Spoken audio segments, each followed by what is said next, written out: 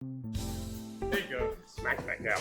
Okay, now we have everybody's attention. There you I go. call this meeting to order of the Virginia City Council, informal session, and the mayor will be here. He is at the state of the region, and he's just going to be a little bit late. And then Council Lady Rouse and Council Lady Henley both have some family matters they take care of this afternoon, but they feel like they're going to be here for the formal meeting. With all of that being said, Mr. Manager? Madam Vice Mayor, members of the City Council, just want to note that there's been a change to the schedule. The Army Corps of Engineers was projected to present today to give the City Council and the public an update on the coastal storm risk management project. But however, due to the furloughs, they're not able to make it here today. Please note that LJ and I, we will work to brief you all probably in one-on-one meetings before the Army Corps takes on their public meetings on this in December. But the Army Corps was not able to attend due to the furloughs. The first presentation that Council will receive today will be from City staff regarding e-bikes and its impacts in the community.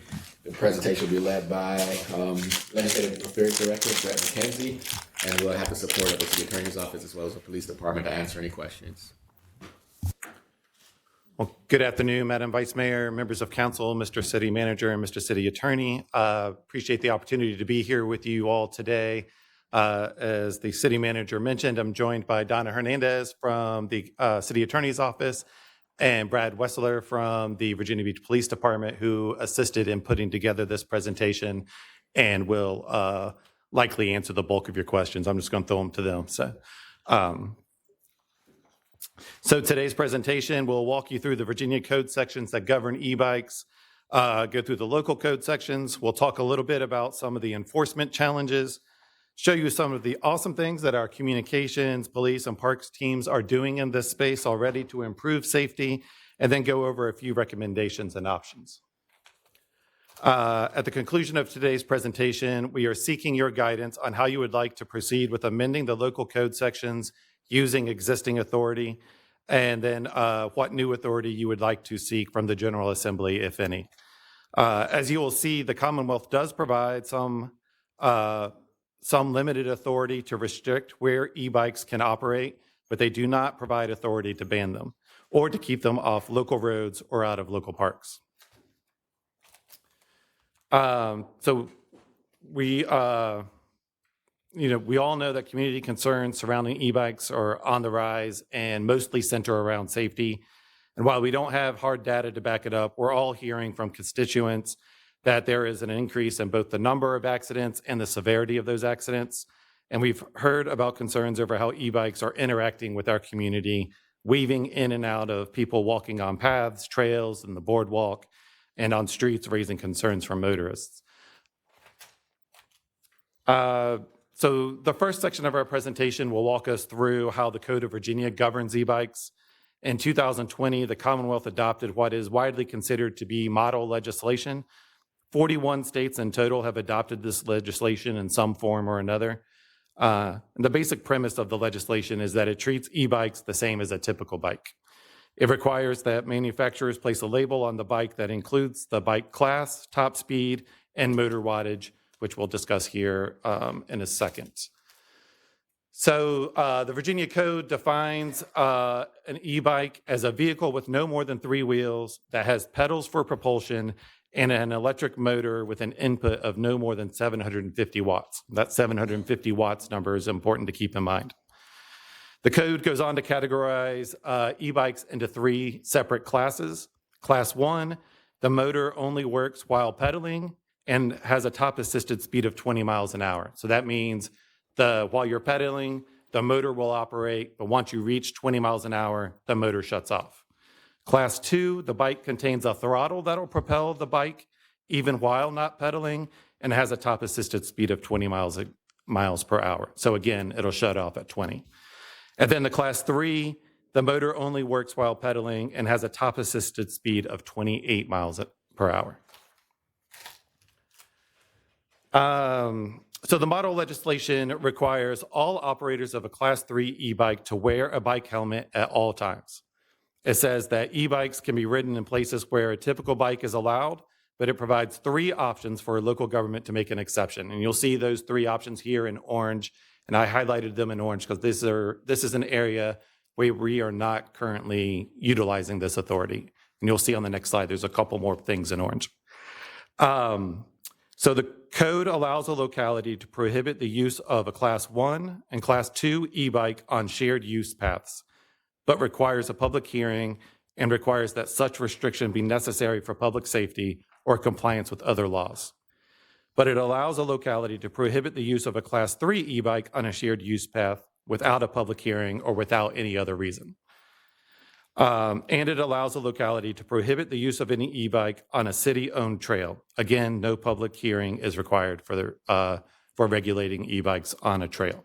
So there's just this distinct difference between a shared use path and a trail, and then what type of class the bike is.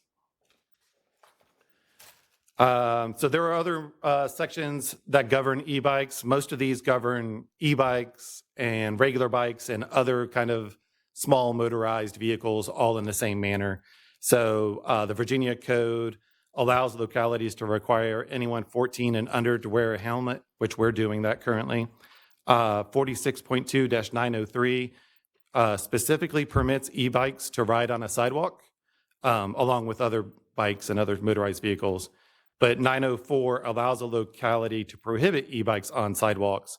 It specifically requires there to be signage placed in the areas that are prohibited.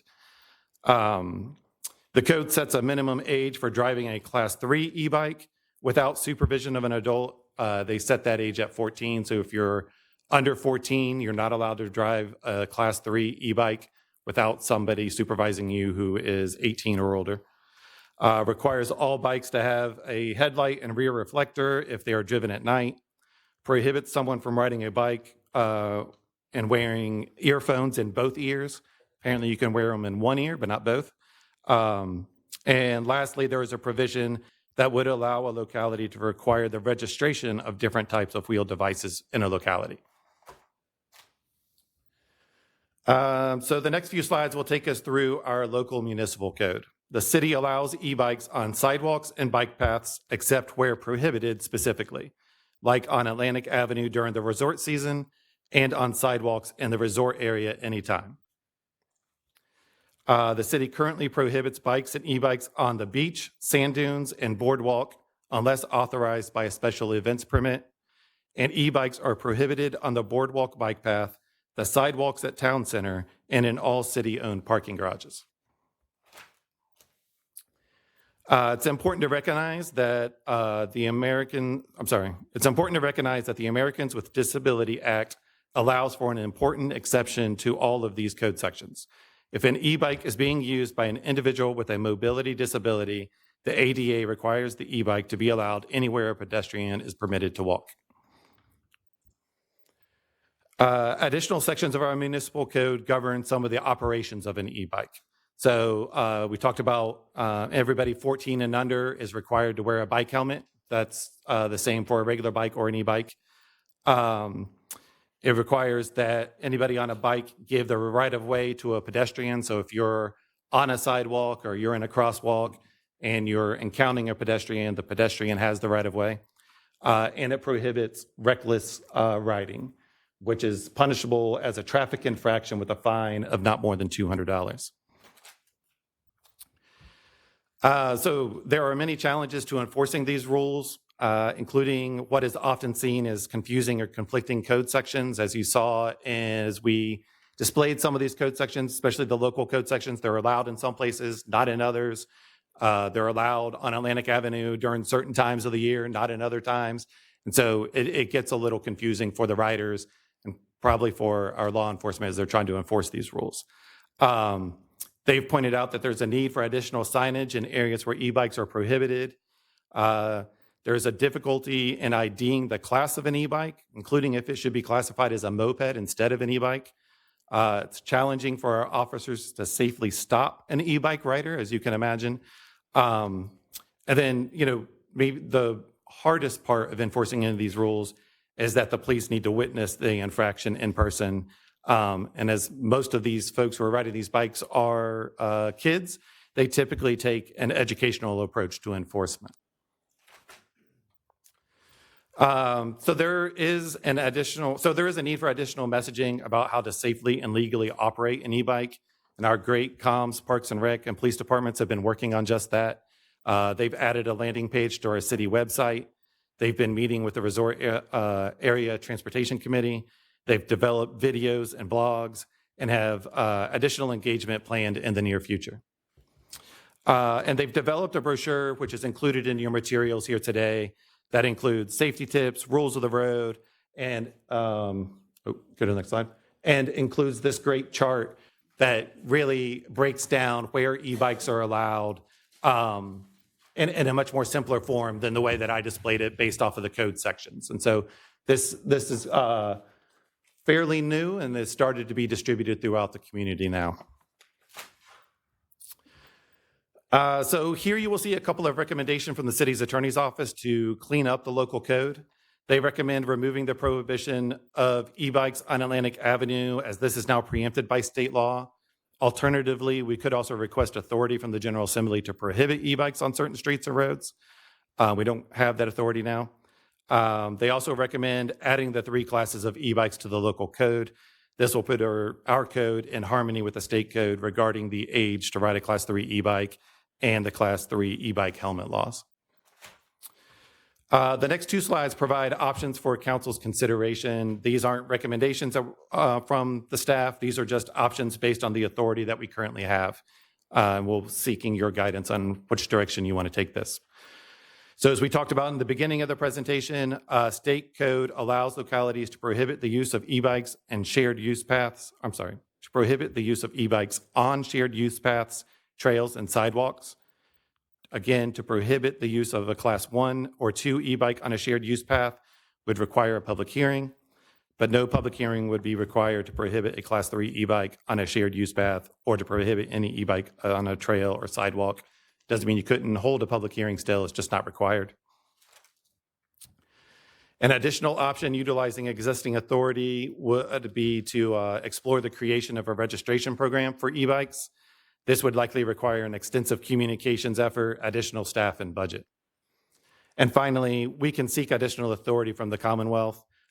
Some ideas that we came up with, but aren't limited to, we can request authority to prohibit e-bikes in parks, similar to the authority that exists to prohibit e-bikes on shared use paths. We can request authority to increase the helmet requirement age. Currently, it's 14 and under, and currently they're only required to wear a bike helmet.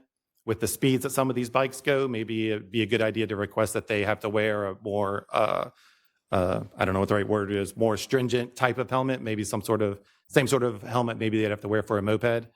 And then, another idea that was kicked around was eliminating the Class 3 definition of an e-bike and ask those to be classified similarly as mopeds. So that's the conclusion of presentation. Madam Vice Mayor, I'll turn it back over to you for any questions and discussion. Okay, Stacy? Oh, I'm sorry, Dave. That's all right. Thank you.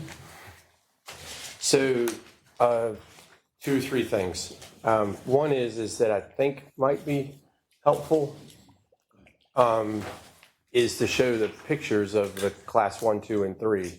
If we don't seem like we have them, but that might help us or those of us that aren't in the know about the 3.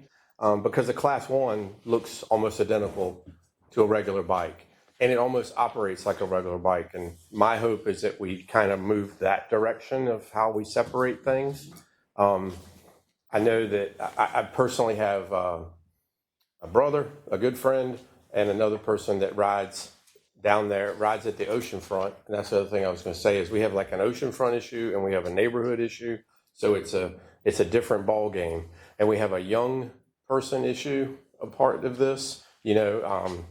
There's no question that the Class 3, in my mind, needs to be heavily regulated. But that's a game changer. That is a light motorcycle. It's a scooter. I don't know what we want to call it, but it's well over 50 pounds, and that's a problem. Like down at the oceanfront, though, I would hate to see the Class 1 taken out of this area of being able to be ridden down there because it's pedal assist, and there's a lot of folks 2 of the 3 that I just mentioned wouldn't be able to ride down there if you didn't. Now you could say, well, they got to ride on Pacific, but they have a kind of a club. They literally have ridden 300 out of 365 days down there, you know. So it's kind of their way of life, doing this every morning. They're down there. So I'd hate to see that. Yeah, something like this, but with a, you know, like which one is which, you know, how they look, because I think that would give us a better idea on what that means. And Councilman, I guess, 2 comments from my perspective. And I know I kind of shotgunned you there. I'm sorry. No problem at all. Yeah. I can keep up, sort of. So I have no experience with these things other than the kids in my neighborhood that I see on them, like we all do, right? Yeah. And so in my very limited research, just looking at the photos, man, it's hard to differentiate between a 1, a 2, and a 3 from my point of view. And I think the police would say something similar as they're zooming by them. And so that's a challenge. That's a really big challenge. And there is a label on the bike that has to tell you what it is, but as it's driving by you, like who would know, right? Yeah. And then the second thing I would point out, the oceanfront part, I think, is a challenge as well, in that, as you can see, currently the e-bikes aren't operating there. I don't want legally, maybe is a too strong a word, but they are not authorized to be operating at the oceanfront, on the boardwalk, on Atlantic Avenue between May and October. They're not allowed on the sidewalks. And so that's a challenge as well. And so, an area that you guys may want to, Well, yeah, because, whichever way you want to take that, some clarification is likely. but having some experience with this across the Commonwealth and in North Carolina and different things where I ride is that that's what we do unintentionally. We say e-bikes, Yeah. and it captures everything. You're not dealing with a 14-year-old. My brother's 70. You know, he's not looking to do anything but have, you know, go out in the morning and see the sunrise. You know, so there's a big difference in what we're talking about. And the bike, I would suggest from a 1 to a 3 wouldn't take much, and you would. I don't think it'd be any problem telling the difference in a 1, because a one looks like a bike with just a little bit more thickness in the frame, whereas the 3's big tires, it has a throttle. You know, there's a difference in my humble opinion. So I'm not sure, Brent, Mr. Manager, how we go forward on this. You know, as far as talking, like where are we looking at? What's the angle of this? You know, I'd be interested in either being a part of it or is this it right here today? You know. This right here is to give council options to consider. Council may ask for additional information for us to come and brief them on, or council may send us down a path that you may want to explore. But right now, we were trying to bring something together that council, they can have a discussion at the table in terms of, does council want us to explore any of these extra restrictions? Yeah. Thanks. Stacy? I'm going to choose my words carefully here, but this has been a topic of discussion since April that I know when I brought it up. And we were just given a tremendous amount of information in a short period of time to digest. And there are a lot of options here that need to be considered. We can talk about it later, but this is not something I don't think we can sit around this table and come up with recommendations right now. This needs to be explored in depth, well thought out, and as I've been begging, you know, we needed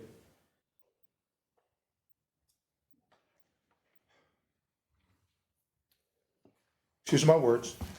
We need some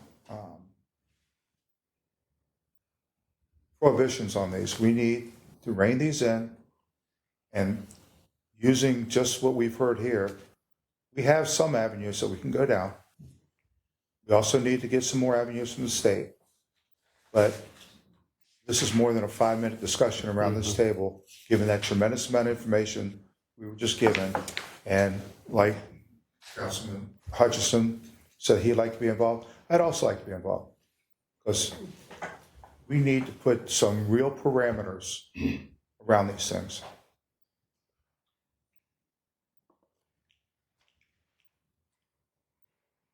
You done? Josh? Sorry. Well, so I guess this past weekend, my family and I, we stayed down at the resort for the Neptune Festival. I was walking down the boardwalk and I felt like a gush of wind behind me, one of these people on the bike path. And I can't believe it was just 25 miles an hour they were going. It was much faster than that. I do think, and I agree completely, Councilmember, that this is a lot of information and we do have some choices and we probably need, obviously, input from public safety, hearing from people like what kind of injuries, that are occurring on these things, where might be the right, places for some increased, scrutiny and restrictions. But I think people are asking us to do something kind of, quickly in response to what I think is disruptive technology or whatever, right? So the Class 3 bikes seem to me like a real low-hanging fruit if we wanted to do something while a group was taking a look at the rest of it. But Class 3, those basically mini dirt bikes on shared use paths have no business being anywhere on those or sidewalks where pedestrians might be present.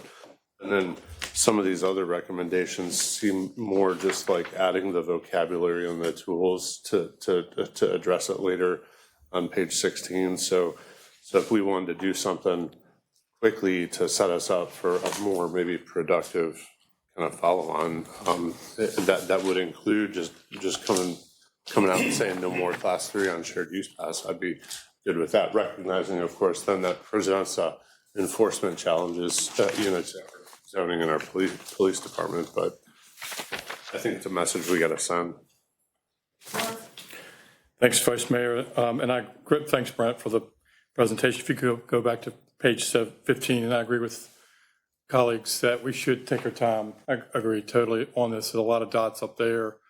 Coming from the resort area, though, yes, the difference between Class 1, 2, and 3 is significant, but Class 1 and 2 can go 20 miles an hour, Class 3, 28. 20 is still fast, but to prohibit e-bikes from being on a street, Atlantic Avenue, for example, I think we need to talk about that. The big issue to me at the oceanfront on the boardwalk are both bikes and e-bikes being on the boardwalk and not on the bike path. And now I see that even a Class 1 e-bike would not be allowed on the bike path.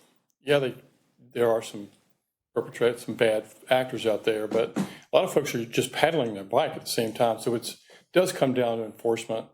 This is not an easy topic because I'd hate to prohibit what probably ought to be most people can use an e-bike safely. It's just some bad actors, and I know it's hard to enforce to stop, say, hey, stop, slow. That would be the best way, but there's no enforcement past that. So difficult topic, public safety. I think we do need a lot of input, civic leagues, resort area advisory commission and committees, everyone, town center. I'm sure this is a mode of transportation for people for work too. So I think it's really important. But back to not allowing e-bikes on Atlantic Avenue, I think that's a little, for a Class 1, would be a little too restrictive. So, Councilman, I just want to point out, this is our current law. So that is a current enforcement that we are taking place, although the city attorney's office is recommending a cleanup of that because the state code supersedes it. And so, and Mark looked like he was about to lean in and explain that better than I would, but that is one of the recommendations, is to clean that up, which would allow all classes of e-bikes on Atlantic Avenue. So the point there is that the state code says that on streets, a bicycle and an e-bike have to be treated the same, and on a street, they are treated as a vehicle. So while we have a current city code that prohibits them for part of the year on Atlantic Avenue, that was preempted when the standard legislation was adopted, so that we probably should clean up the code so it's not inconsistent with what the state code currently requires. Thank you. Michael? Thank you. So challenging conversation in many ways because we have to seek to find balance. And I agree with what's been said that we need time to digest this. But I have some thoughts and just some feedback. We've been getting emails and there have been news reports of horrific injuries that have occurred in the city. A lot of people I know who are some of the most dedicated civic servants that I know have raised alarms about the use of e-bikes in neighborhoods and parks and at the oceanfront too and all over the place. And I take their concerns very seriously. And then I also understand that there are thousands of people across the city who use the e-bikes as recreation. They enjoy them. It's unlocked new and exciting recreational opportunities for them. There's an industry of bicycling stores that are selling these e-bikes to Virginia Beach residents, and they're obviously very popular and they're enjoying them. And I've heard from people with disabilities who are able to go further distances and longer times outside and on their bikes because of this technology. And I think we really need to take our time and make sure we get it right. And I don't have the answer necessarily, but one thing that I will say is that I think this decision has to be data-driven. And I think we need more information. For example, I've done my own research that shows that injuries are more common and they are more serious when they involve an e-bike for the reasons that we know. Speed, the weight of the bike, and other factors than a non-electric bike. But I don't think we really have a sense of what the numbers are in Virginia Beach. At least I've never seen that. And I wonder if that can be something that can be reported. And so we need, for example, I remember when we were talking about the scooters at the oceanfront, and we pulled the EMS data that reported the injuries that occurred from scooters. And of course, I remember at the time also questioning, well, we need to look at lots of different types of injuries, that hopefully, I don't know if we have information that would include injuries related to non-electric bikes. Anytime you get on a bike or a skateboard or a scooter, we know you're taking a risk, but that risk is amplified when it involves an e-bike. But let's actually understand what it means. And if we don't have those numbers for Virginia Beach, maybe someone can pull some data from similar communities, national information, so that we have a factual basis on which to make a decision like this. I think that part is really important. The other, I guess, concern that I have is that we could sit around in this room and create an ordinance that makes restrictions, and then the enforcement of that ordinance is going to be thrusted upon the police department, and the challenges to that enforcement were recognized. And I don't know, maybe you did say this, Brent, but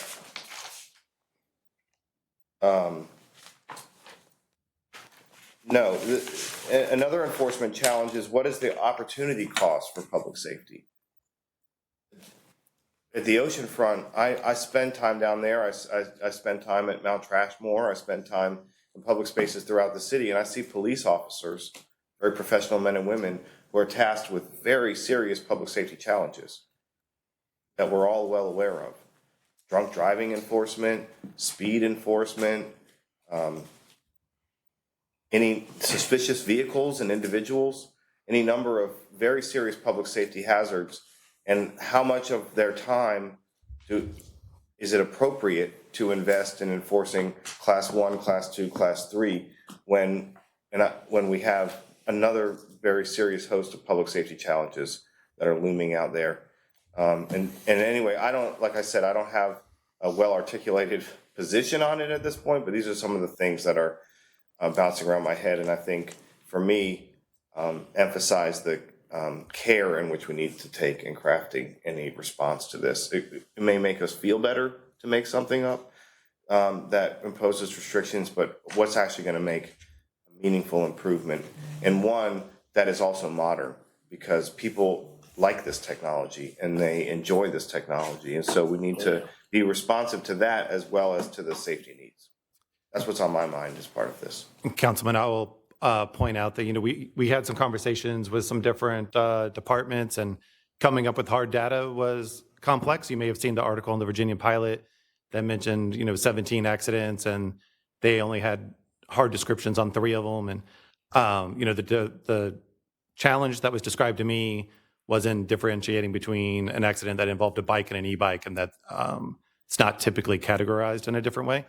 But we'll look around nationally for some additional data. I mean, I think, as you mentioned, anecdotally, there is a natural assumption and reality of anything that's going faster being operated by somebody that's typically younger, that oftentimes can lead to worse outcomes. So, but we'll look for some additional data for you. Thank you. And just as one point of follow-up, what are other communities doing?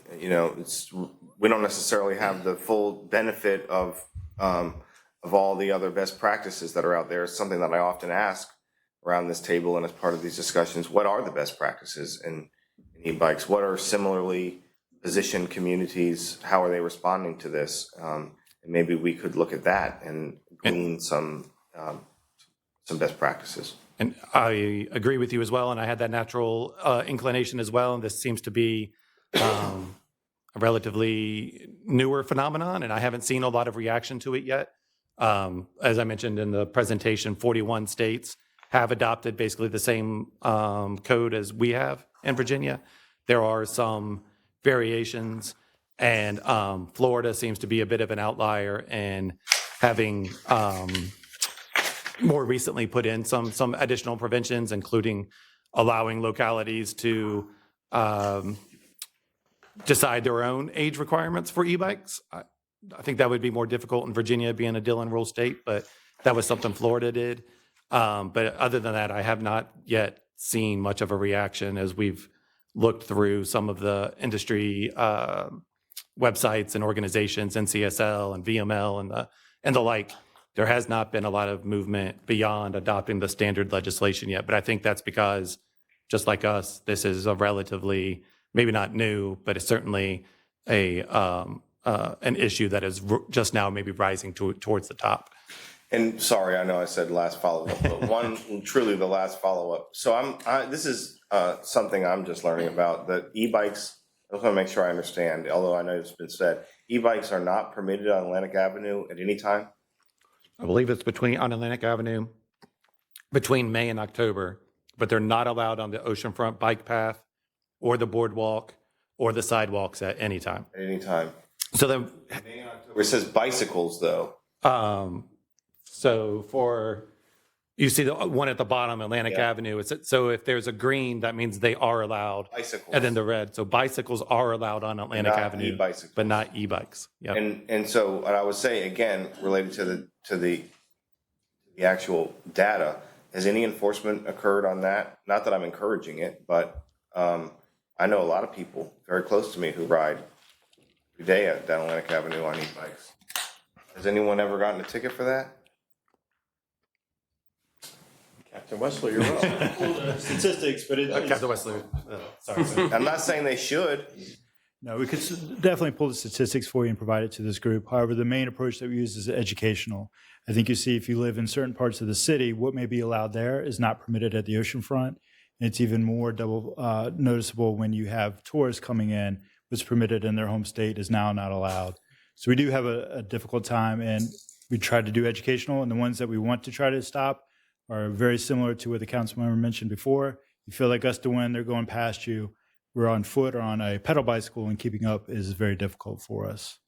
Captain Westler, can you also explain that if somebody indicates they have a mobility reason, you can't ticket them or fine them or anything like that as well? Correct. Under the ADA, we do allow them to travel as anywhere, I believe it's anywhere a person on foot could travel. So they're granted a lot more options, and that is very difficult for us down there as well. And you're not allowed to ask them about the ADA status as well? We cannot ask them, and we cannot get any clarifying information on that, sir. Yes, that is correct. And then are you proposing, or is it being discussed and said you want to clean that up? What is when you said you want to clean that up, what does clean that up mean? So as the city attorney pointed out, the Virginia State Code when they adopted the model legislation, it supersedes this prohibition on Atlantic Avenue between May and October. And so the recommendation would be to eliminate that prohibition, so to allow it so that it's in line with the state code. Stacy? Did you have your hand up? Can you go back to page 8? Yes, sir. Are these descriptions of these codes, is this verbatim or is this a summary of the language? Sadly, probably some combination of both, sir, but I can get you anything you want. And I think I actually have in the resource slides, I may have the exact code. So is there one in particular you want to question about, or you want all? I'm just asked because, as I've been saying, this is a very hot topic throughout the citizens in this city. And I've been receiving quite a number of citations of city code. Yes, sir. And I don't know, I'm the least trusting person of the internet to get my sources of information. But, people are sending me these, saying that these are, city codes, and it varies greatly from what's up there. I'm not saying the internet's right. I'm not saying this is wrong. I'm just asking, can I rely on this information or should we?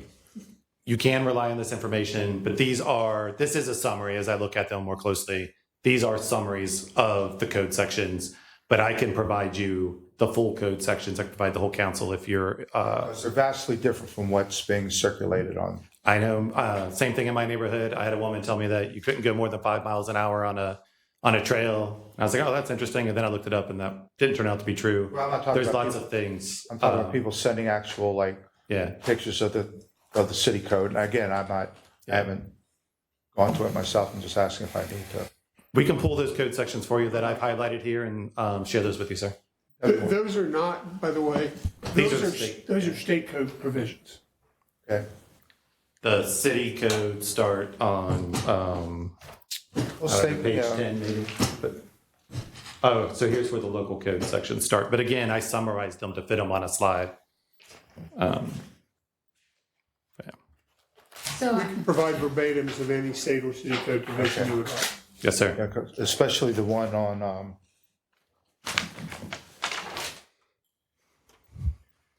it would be a state code, and they cite it as a city code, but it's on the 46.2-9081. Yes, sir. What's being cited on the internet is vastly different from that language. Really? Yeah. Interesting. Are they, well, Again, I'm not relying upon that as my Yeah. source of information. I'll get you that I'm just code saying section. that it would nip that argument in the bud, that I just need to know, which is. yes, sir. We'll get that for you. You're welcome. I agree with everything that's been said around this table. And I've been questioning the data too. Could we get Dr. Padati to check with the emergency rooms at the hospital to see who've been coming in, if there's any data that we can gather from there about injuries? Because in my heart, I just know there's got to be a lot more injuries than we know about. And she's with our health services, maybe she can go into the emergency rooms and get us some more definitive information of the different types of injuries. I think it's something important that we really need to know. And living on the boardwalk, I mean, there are so many of these e-bikes on there, and they're mixed with pedestrians. And I really didn't even realize they weren't allowed on the bike path until now. I mean, until a few days ago, actually. It's a very nice brochure, by the way. Let's put out. Comms and Parks and Rec and Police did a great job with that. Yes, ma'am. It's very, very nice. I was really impressed with it. But it's dangerous. And I know it's hard because our police, who I'm a huge supporter of our men and women in blue, I mean, they do a fantastic job. But this is a safety issue. People are getting hurt. And I see, and I've talked to people, and a lot of my constituents that live down there, they're terrified of these things. And then they see officers standing around and these zipping up and down the boardwalk, and nobody says anything to them, and nothing happens, and nothing is really going to change unless we do have enforcement. People are going to continue doing the same thing they're doing now, tomorrow, next year, unless there's enforcement. Why would they want to change their habits if nothing's going to happen, if there's no reason for them to stop? I think the signage is important so that they know that this is not allowed. And then once you get that signage up, I think we've got to enforce it. And I know it's tricky, but we've got really smart people who work to create a safe environment. I mean, we take pride that we are the safest city of our size. And this, I think, is a safety issue. So I'm hearing that maybe we should do a task force. Is that what Stacy and Dave are suggesting? And we'll have to get the mayor involved so he can help appoint. To do a small task force, a temporary. And So what I was going to say too is like, I'm sure you maybe have, but like ATAC and RAC, I mean, there's some other people here that are going to have some, the ATAC, right? I mean, they, right. And they've been working on Yeah, this, I believe, so- and maybe put another little task force together to sort of narrow down, because there's a lot of information in all these different categories, and it's too big of an issue for like you said, for us to make a decision right here, but maybe create a small task force. But I do believe, and I know that our law enforcement probably didn't want to hear it, but we have to have enforcement. People are not going to change their habits unless we give them a reason to change them. Josh? I like the idea of getting some people from multiple stakeholder groups around the table to talk through some of this stuff. I would even just suggest these ads on 16 that the city attorney's office is suggesting might help. I mean, just because it just adds a vocabulary that the task force can use when they do their work. And then, and again, I'd be open to, like, if it is, and it is a hot button issue, I don't think we need class 3 bikes on sidewalks. I mean, I just personally don't. So to give some immediate relief, maybe that's something that we can consider and set up a task force. But I thought I'd just throw that suggestion out there. Anybody else? Yes, Mr. Dehaney? The other thing that Brent mentioned, but I just want to point out, when we're talking about the classes of e-bikes, if you go, for example, on Amazon and you look at e-bikes, or what they classify as e-bikes, you'll see that many of these e-bikes that are marketed and sold now actually are well in excess of 750 watts. Mm-hmm. So none of those are even an e-bike. I think the appropriate classification for them would be a moped, which can, under existing law, be ridden only on the street and only with the different and greater requirements. So I'm just bringing that up to point out that we will also need to deal with that other class that it looks like it's an e-bike, but it's really different from class 1, 2, or 3. And I have some, if you go to the very last 3 slides, Andrew, like the actual last 3 and some of those resource, maybe not. Thought I had included them.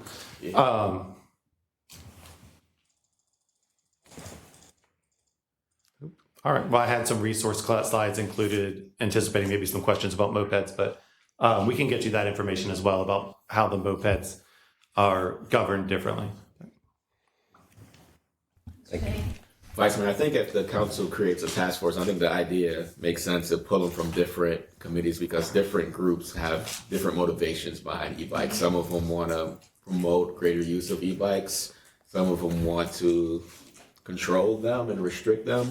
Some of them are the business proprietors that actually are in the business of selling e-bikes or renting e-bikes in the oceanfront or resort area in Sandbridge who don't want any particular changes because they've set up their business plan based on the current rules and regulations.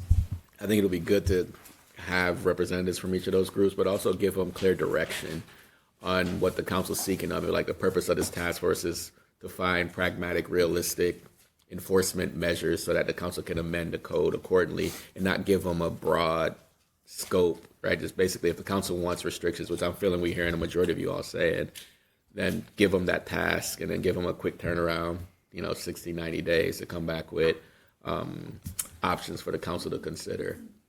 So would you like to work on that list, Mr. Dehaney? Yes, ma'am. Yes, ma'am.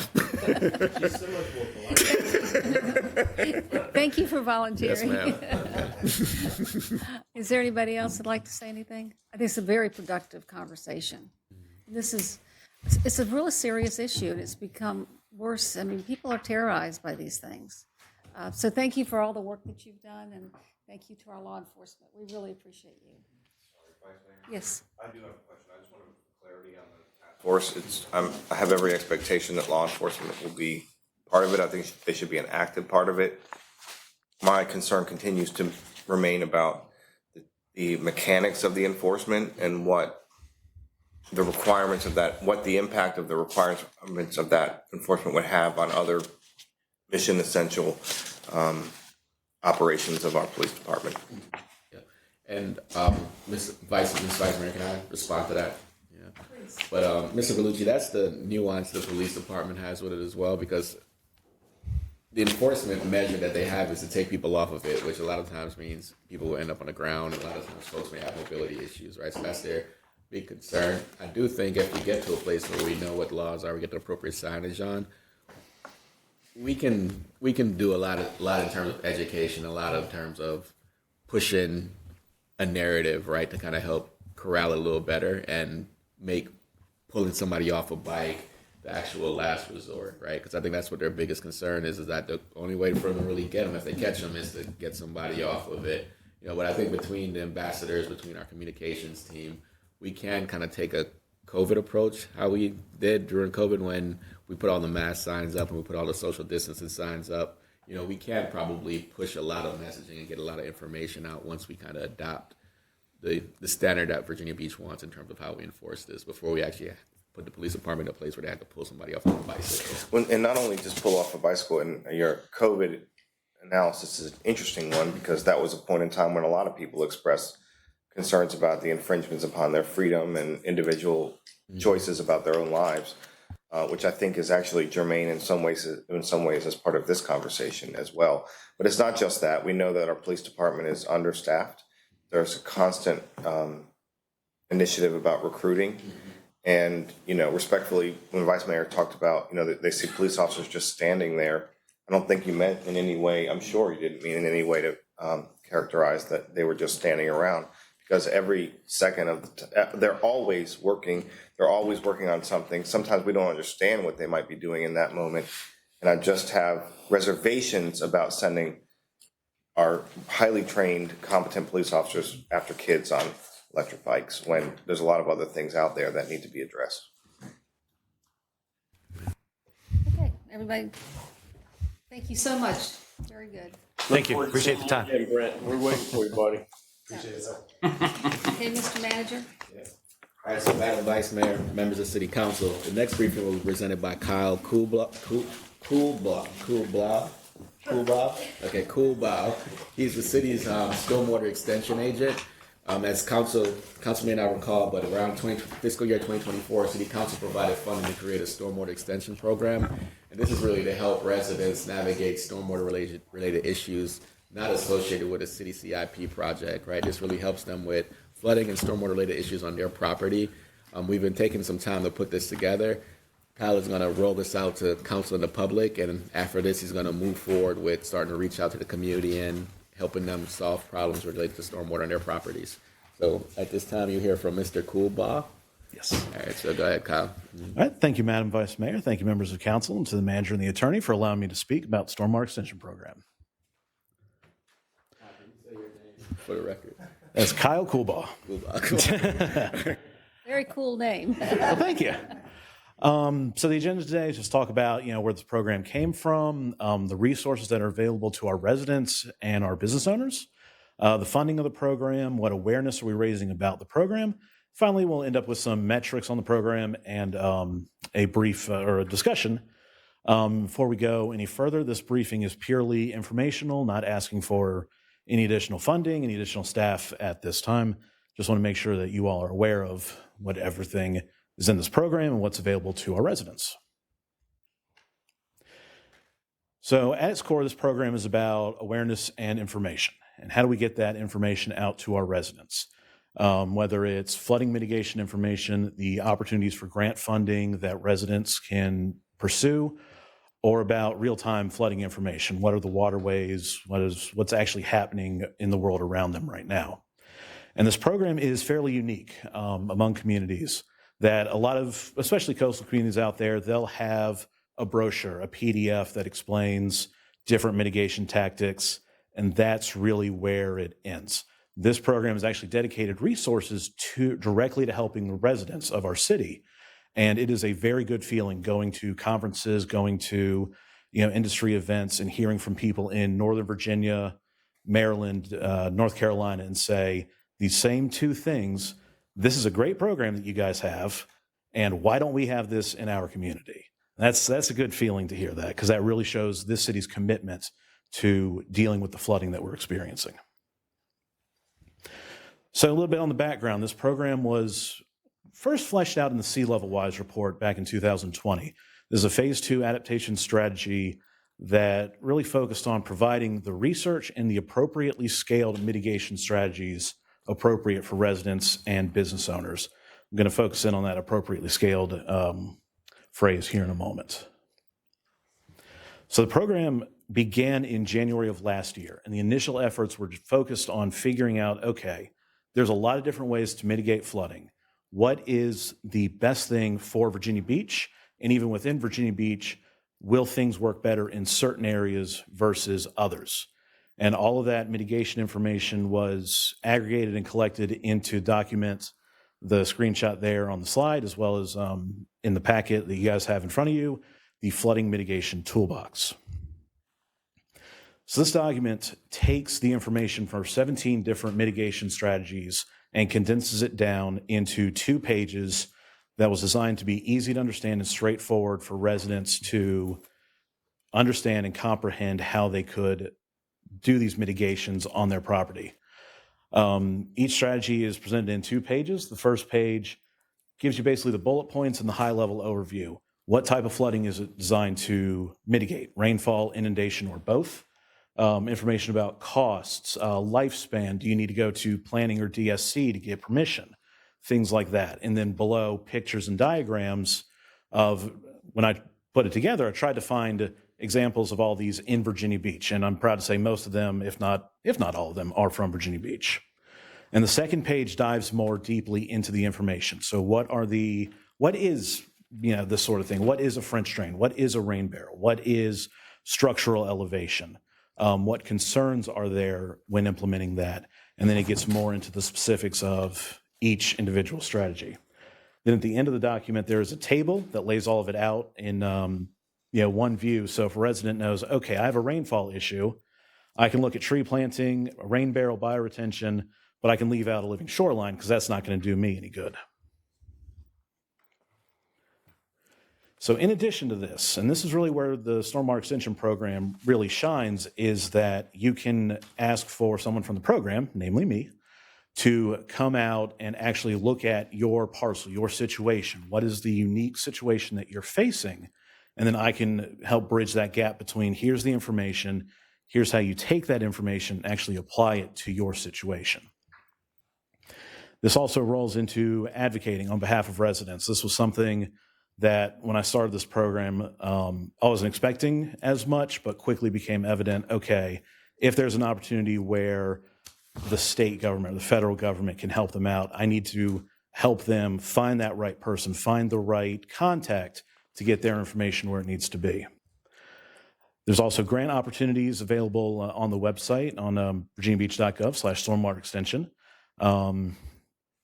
as well as engagement programs. And these are more wide target programs designed to reach a larger segment of the population to really explain to them how flooding impacts your life, whether your house, your street floods or not.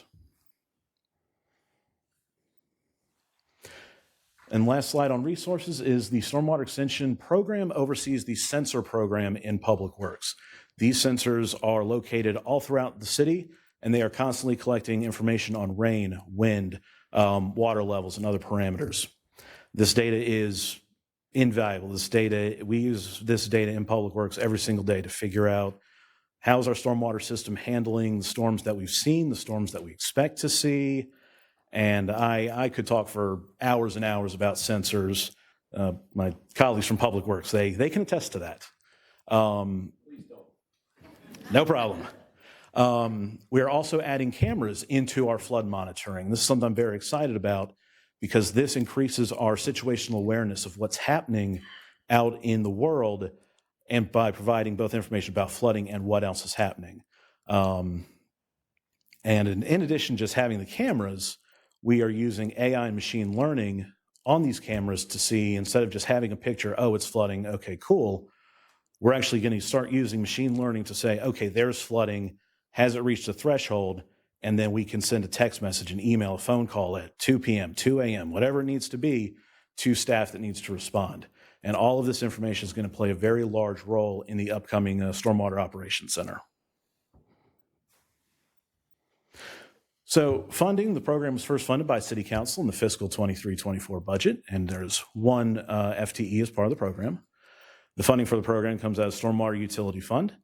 And should the program continue to grow and demand from the public increase, we definitely will continue to track our metrics, track how many people are interested in the program, how many views is the website getting, how many people am I reaching out to, am I contacting or contacting me, gathering all this information, figure out, okay, if we need additional staffing and bringing that to council, that we make sure we make the appropriate decisions at the appropriate time. So messaging for Stormwater Extension has slowly been ramping up as we prepare to fully open the program to the public. Both WHRO and Channel 13 have done items on Stormwater Extension program. And now that I've gotten a chance to speak in front of council, we've considered this is pretty much our last step to fully opening up to the public and saying, all right, give me what you got, and I'm going to see how best I can to help you. And that's going to be through, again, working one-on-one with residents, working with larger groups like HOAs and civic leagues. And then we're also going to be increasing our messaging through our communications department, who's been a huge help since day one in this program. And lastly, a quick slide just with some metrics about the program. Updated this slide yesterday and it's already out of date. It should now say 38 total cases, 8 of which are considered active. And you can see the breakdown since the program had its first case, handful of residents in the Kings Grant area. You can see how the different districts are represented here on the pie chart.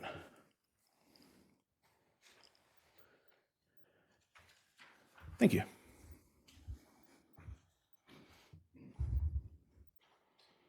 I'm sorry.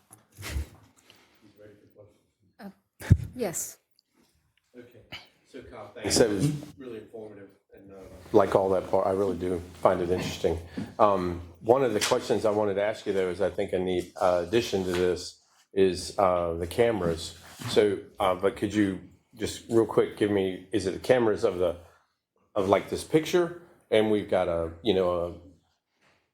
1 foot, 2 foot, 3 foot thing, or is it a picture of the pipes, or both, or what are we looking at there? So right now we're going to start with incorporating our traffic cameras that we have at our big intersections, and using those just to see, okay, is water coming in? That'll be especially helpful at 21st and Baltic. That's a well-known flooding intersection. We are installing cameras in known flood locations. Actually, the first camera is being installed as we speak on the sewer pump station in the Pinewood area of the city. Pinewood Road right there is one of the lowest streets that we have. And it floods, just a little too windy, the road floods. Moon's full, and road floods. We have 5 camera locations identified as part of the pilot program to focus cameras solely on areas that are flooding or flood infrastructure. And those, as well as the traffic cameras, that forms the first step in our camera network. Yeah, I think it'll be good. I think Councilor Hutchison, so we do have a pretty extensive sensor network. Yeah. As you recall, the cameras would also give us qualitative information as well, because we usually get a good sense of what it is per inches and like how many feet or inches per hour. This will give us a more holistic, qualitative look at what's actually going on as well. Well, and just for us, like at the EOC, if you see the picture at 9 o'clock and it says 4 inches, and you see it at 10 o'clock and it says 8, you're like, okay, it might be an actionable step, right? So, okay, thank you. And that's the best example, because when we had the last storm event and we had a lot of issues in District 3, I kept asking staff can we put up a camera? I know the sensors were saying that, can I see what actually is going on? Yeah. So that actually give you, that's the prime example right there, sir. Yeah, thanks. Thanks, Rosemary. Thank you. Okay, hello, everybody. Back from State of the Region. Worth? Thank you, Mr. Mayor. Welcome. Thank you, Mr. Cobalt, for the presentation. I have 2 constituents that I sent this program to, and I don't know if they're one of the 6 cases or not, but both of their residences were impacted fairly significantly recently with the rainstorm. And in both instances, one is from an potentially adjacent property, and one's from the street. So out of their control. So my question is, if one of the solutions, or solutions plural, is a French drain or other method of preventing water from getting on their property or getting it off of their property, the cost for that solution is borne by the residents, homeowner? Yes. The city. Currently, there is no city mechanism, no city funding to work with those situations. There are examples of some programs across the country that can help with things like help homeowners with these kind of costs. That could be something that the council could consider. Especially if you work in tandem with nonprofits. But they're limited, and a lot of times they involve taking taxpayer dollars to create a grant program. But there are opportunities if council wants to discuss that. Okay, Amelia. Yes, I think this is very important. I noticed that, and thank you again. I noticed I'm District 4, where I think we're the third that you have on cases right here. And it is important because many people don't understand what's going on along that stretch. And especially in the southern area near Burton Station, along that area. I think you're the third, right? Something like that. But as, for example, along Baker Road, right now they're doing a project there, and people are wondering, what is this yellow grid that's going on there? So they're understanding what is going on is important. They can be knowledgeable enough to see certain other situations to come and contact you. I think it's really worthwhile. Thank you. Thank you. Okay, anybody else at this point? Okay, thank you. Thank you.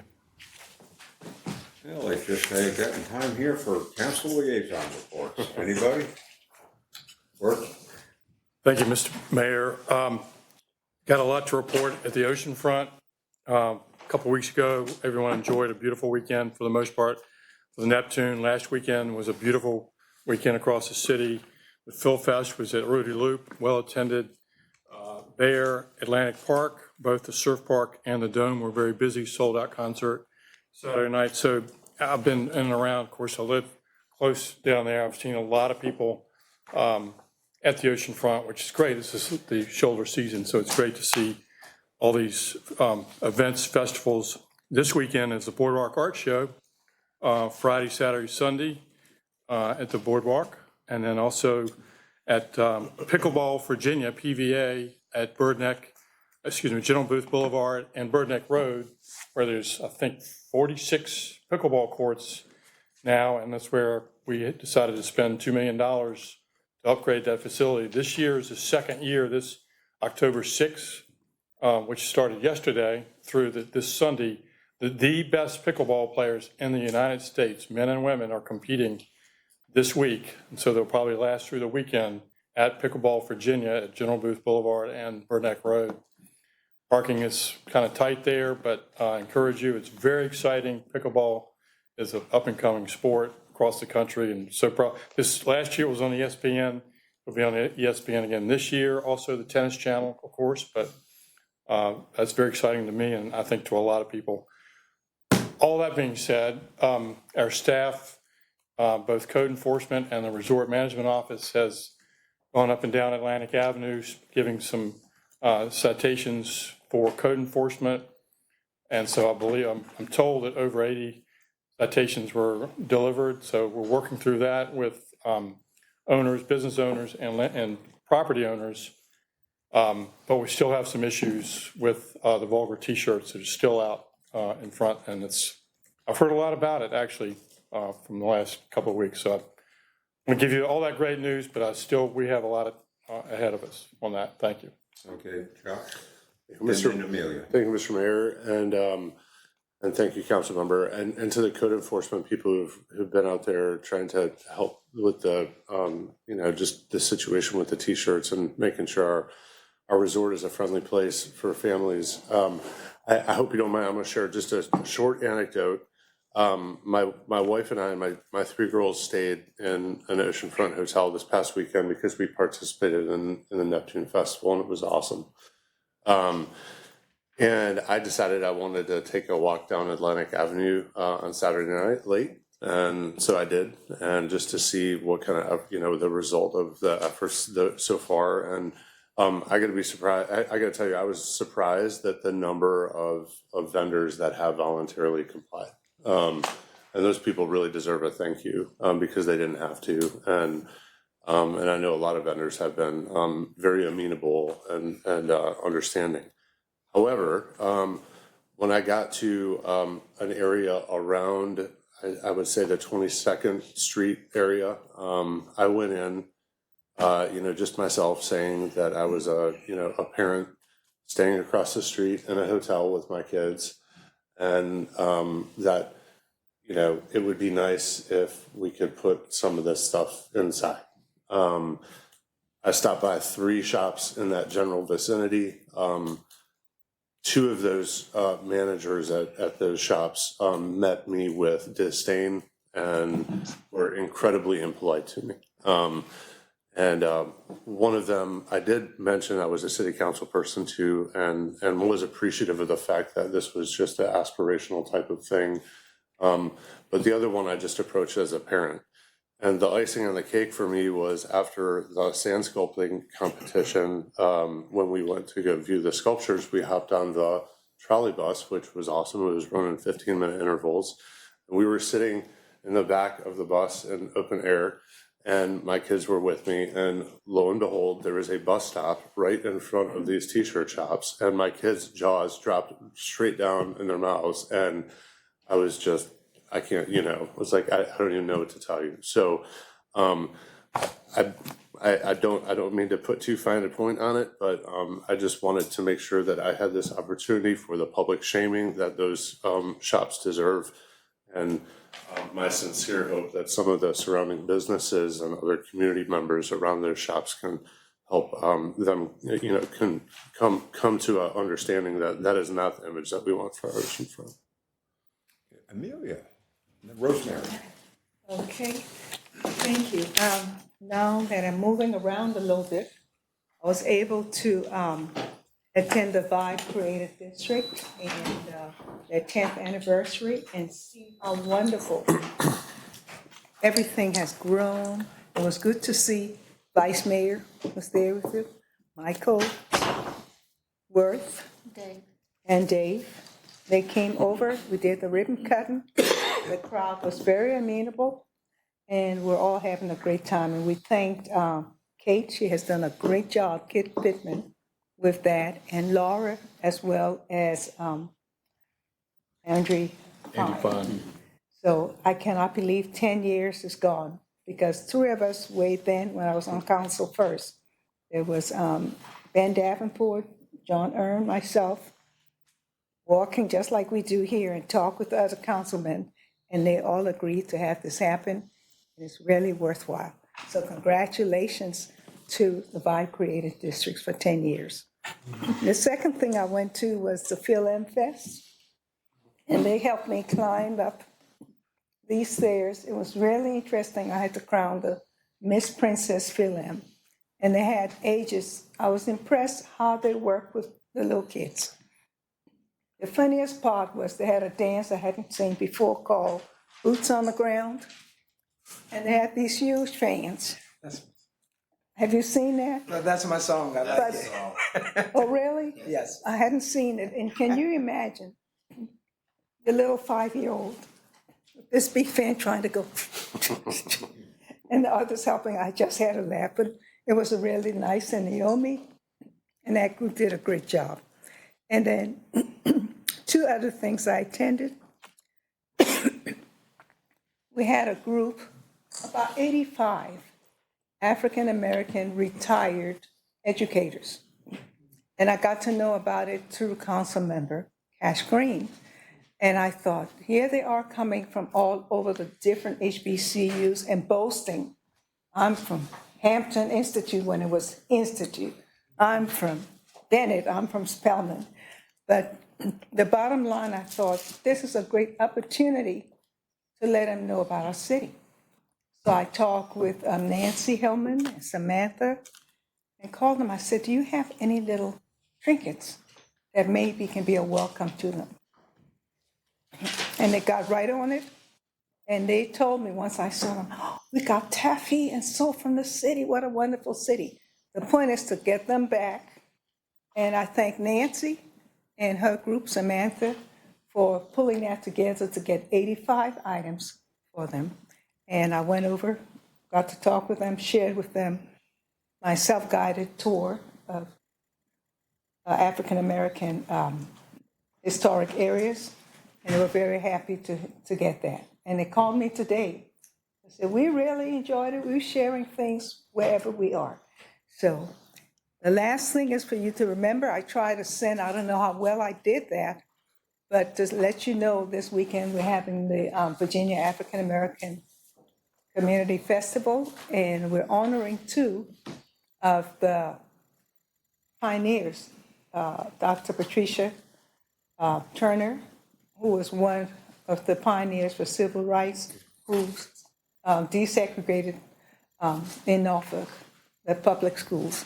And then we have a young man, as I call him, he keeps saying, really? But Ed Joyner, he's been doing talent promotion, getting students of all groups, any race to come together. And 65 years he's been doing this. So we're excited, we're praying, and I'm doing a sunshine dance because I heard it may get a little shaky on the weekend, but if we all do a sunshine dance, we ought to be able to, to go through with that.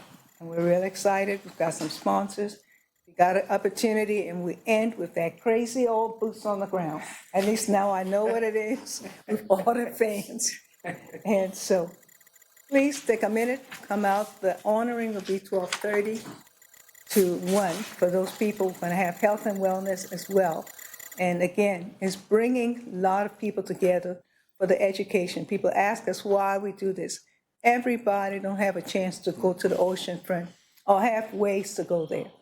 But I tell you to try to come to this because it's bringing entertainment to them. We're going to have bands and African drummers and lots of things. So one of my board members is right here across Worth, and he's been helping too for getting sponsors. So if we got a minute between 11 and 5, just drop by. Oh, it's going to be at 744 Hampshire Lane, which is on the land that the city gifted us to one day build our cultural center. That was a long one. No, but that's good stuff. Good stuff. Way to go. It Rosemary and Michael. Just briefly, Shadow Lawn had their tour to Shadow Lawn on Saturday, where there's probably about 130 people visited the local restaurants, and they ride their bicycles and all of that, and they end up at the Ice House and have a party in the parking lot. And so it's a way that they can say thank you to all the businesses that are in Shadow Lawn. And then on Sunday, which I saw the mayor at, Rescue 14 had an open house, which really did a lovely job to show you their ambulances and how different things operate. It was very, very interesting. And then I want to give a shout out to the Pine Ridge neighborhood, that they had their Fall Fest, and I did the fairy hair there. So I had my little, I did the fairy hair, and the lady that did it, Mr. Duhaney, her husband was just hired 2 weeks ago. Her name is Chelsea, and her husband was hired 2 weeks ago for economic development. And they were very excited because they had one of the arts and humanities grants this past year. That they were able to really do a lot of things to enhance their neighborhood. So I thought that was really fun. The oysters at the rescue squad were really good. It was so good. Okay. You missed it, didn't you? Michael. Thank you. Thanks, Mayor. Just a few things. One is that since we last met, we had a public safety self-defense workshop for District 3 that was presented by the Virginia Beach Sheriff's Office and Sheriff Rocky Holcomb. And it was really, really, really fun. And it was more important than that. It was, they shared a lot of really, really good information. I'm bringing this up because I want to encourage you all to do that in the different districts that you serve or in organizations that you're part of. I learned a lot, and they gave a lot of really good tips on how to keep our neighborhoods and our homes and our community and our families safer. And they've got a great program, and I really encourage you to connect with them. And for anyone who's watching to go to one of them, they're really fantastic. And I want to thank Councilmember Russ Hammond for bringing up both the incredible Vibe anniversary, 10 years that the Vibe is thriving, and it's something no matter where you live in Virginia Beach, that there's incredible resources and experiences for every Virginia Beach resident and also visitor. And I really want to join you in congratulating the Vibe, and particularly Kate Pittman, co-founders Laura Wood and Andy Fine and the entire Vibe board, and all the businesses there and community servants who make that place a very special arts and creative district in Virginia Beach and really in the region. We're lucky to have Vibe here because it sets the standard across creative districts. Really, around the country, people look to us and study what the Vibe has done to provide inspiration for what they can do in their own communities. So we're very lucky for all of that. We're also lucky to have the most vibrant Phil-Am community in the country here. And I did get a chance to go to Phil Fest along with Mayor Dyer, and I know many of you attended at other times as well. And I've been to a lot of Phil Fests over the years, and I have deep admiration for the Filipino American community in Virginia Beach. We all know, and I think anyone who lives here knows how special Virginia Beach is because of the Phil-Am community. And I think that Phil Fest was the best one that I've ever attended. It was well organized. It was fun. There were great vendors, really good food and drinks. And I had a pineapple smoothie thing. Yeah.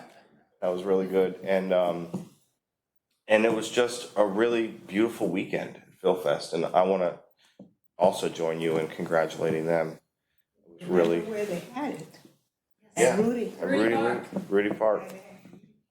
Yeah, it still needs work, but but it was good to see so many people who live in Virginia Beach at the Rudy Loop and at the resort, enjoying everything that is happening there. So I'm really happy about that. And I also thank you, Vice Mayor, for bringing up the impact of the cultural investments that we've made.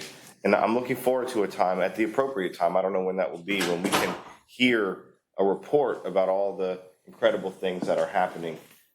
You know, we directed a portion of the emissions taxes, which previously exclusively went to the Tourism Investment Fund, and directed them into the Cultural Affairs Department. And they're using those funds to continue to promote tourism, but all the great things that happen with that, but also to bring arts, culture, creative expression into civic leagues, into neighborhoods, public art, into more evenly distributed across all parts of Virginia Beach. And it's really amazing. At the last National Night Out, we went to an unveiling of new benches, basketball courts, murals on the sidewalk, that are deeply connected to the community where they were placed. And that's happening all across the city just in year one.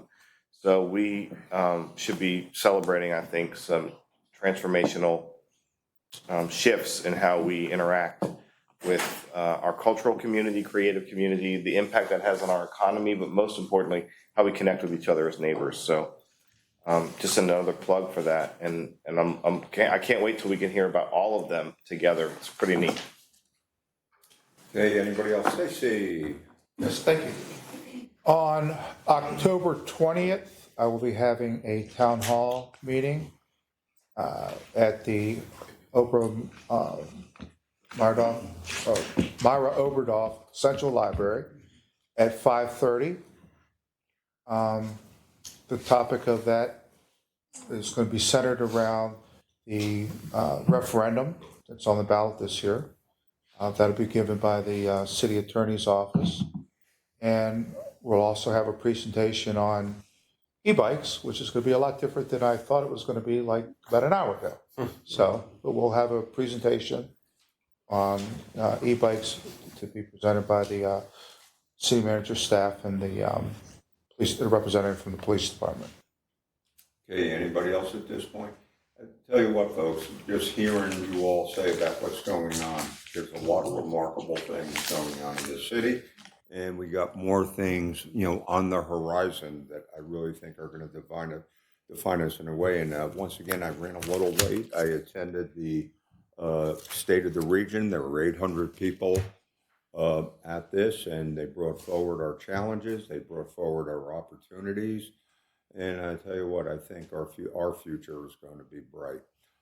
I just want to highlight one other thing that Michael brought up. It was about the Phil Fest. And it was a tremendous amount of energy there. And I asked Michael to read the resolution because they were so impressed.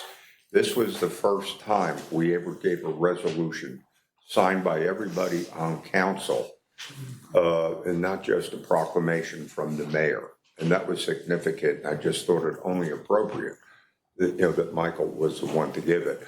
And then they gave a new award, the Bobby Malati Annual Recognition Award to George Alcaraz, for his thing. And I tell you what, this was, but once again, there's so many positive experiences that people come to Virginia Beach and truly enjoy. And, this morning I attended a ceremony where the Secretary of Defense, came into town and swore in. It might have been, well over 100 people that were joining all branches of the armed forces. And it was really cool. It was a military ceremony, but, it was covered by the press. But once again, it really highlights who we are as Virginia Beach as being a strategic part of the national defense of our country. And the thing is, the commanding officer, said in an interview, and he really complimented the relationship that they have with the city of Virginia Beach helps make this successful. So I thought I would pass that on. Okay, thank you all this was great stuff today. Good stuff. Outstanding. Hey, how about the Agenda. agenda? So there's no speakers on the legislative package. I have a letter. Oh, we have one now? Yeah, Okay, it's on the list there. There's one speaker there, but it's covered on that. okay, all right, well, I have a letter that I'm gonna pass around from the Farm Bureau. They could not be here tonight, but it's from the president and the vice president, John Cromwell and Barry Knight, president and vice president, and their board has unanimously endorsed the charter amendment. And they asked tonight since they couldn't be here, it's a very short, you see, it's one little paragraph. Yeah, we can do it. Can we read that Yes, tonight? you can. So, on ordinances and resolutions, the Jericho Road one, which is number 5, I just wanted to ask the council if you would mind, if, can't do it today, but in a couple of weeks, if we could recognize the Argona family for donating that property to the schools, and now it's going to be to the city, and I imagine it's going to be voted on unanimously. But so I was talking to Amanda about drawing up a resolution. Does anybody have an objection to that? No, let's go. I think it's It's a good. really wonderful thing to recognize the family, and Oh, yeah. and they would really like to do that. So So anyway, under ordinance resolutions, does anybody have anything else on those items? Okay, the planning. So the only one that we have multiple speakers on, that's, well, let me back up. I think Mrs. Henley has some changes that she wants to recommend, and I haven't seen them. Do you know where they are? Mark, are they in this folder? Folder, Is that okay for me to pass them around? I assume so, yes. These are some changes that she would like, which we haven't seen yet, but the applicant has not agreed to them, is my understanding. That's what I was informed of this morning. So that is number 6, Like track. planning. So we'll have to pull that.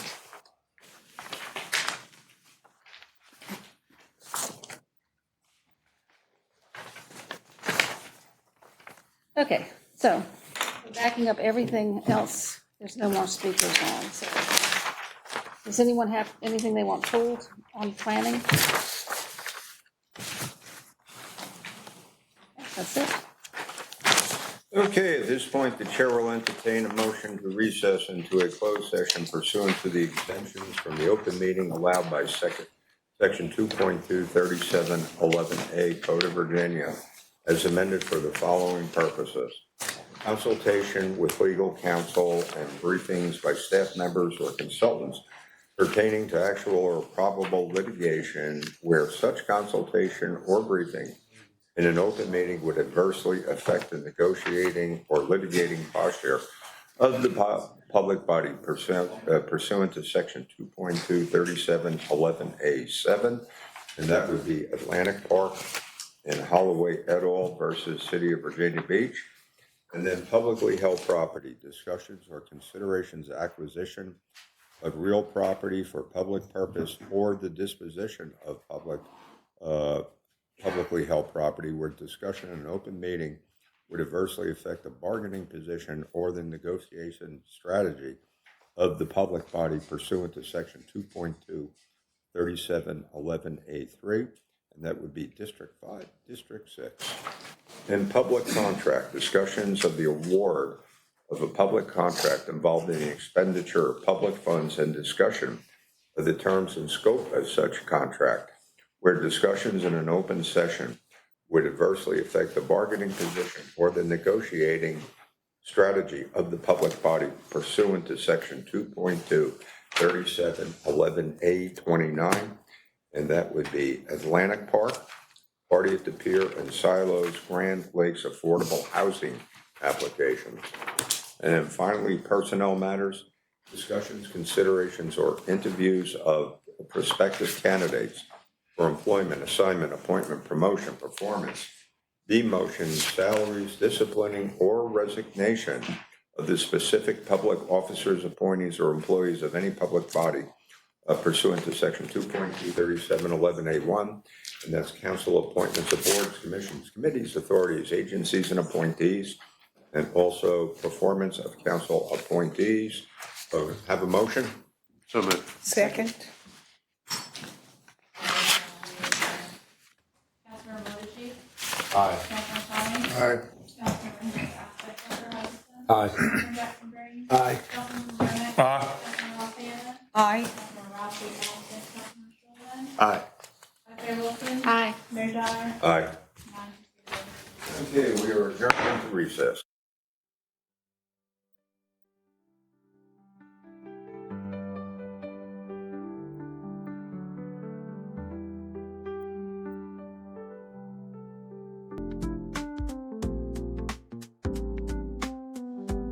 Welcome all. I'm going to call this meeting to order, and if you're willing and able to stand for the invocation, please do so.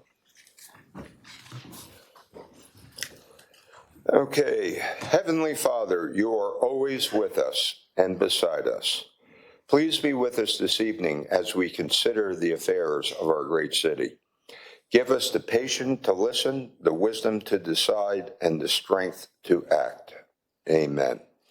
And if we may please have a moment of silence for all of those Virginia Beach heroes who have paid the ultimate price to keep us safe.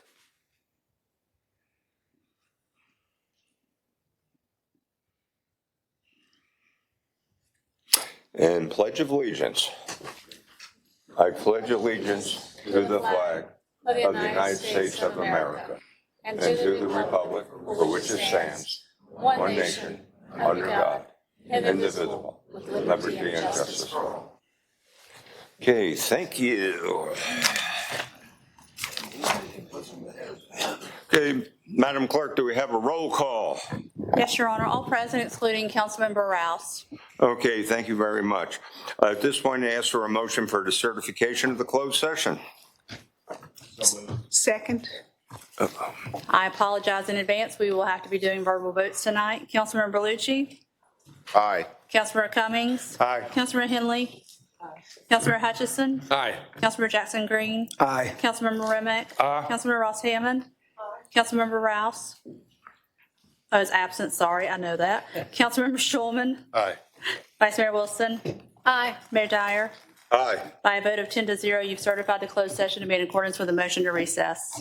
Okay, next we have the approval of the minutes for the informal and formal sessions of September 16th, 2025, and the formal session of September 23rd, 2025. Do I have a motion? Second. I'm sorry, Councilmember Berlucci? Aye. Councilmember Cummings? Aye. Councilmember Henley? Aye. Councilmember Hutchison? Aye. Councilmember Jackson Green? Aye. Councilmember Remick? Aye. Councilmember Ross Hammond? Aye. Councilmember Rouse is absent. Councilmember Shulman? Aye. Vice Mayor Wilson? Aye. Mayor Dyer? Aye. By a vote of 10-0, approve the minutes as submitted. Okay, thank you. Now we move on to public comment. Any speakers on the 2026 draft legislative agenda? We have one speaker, Bob Mandigo.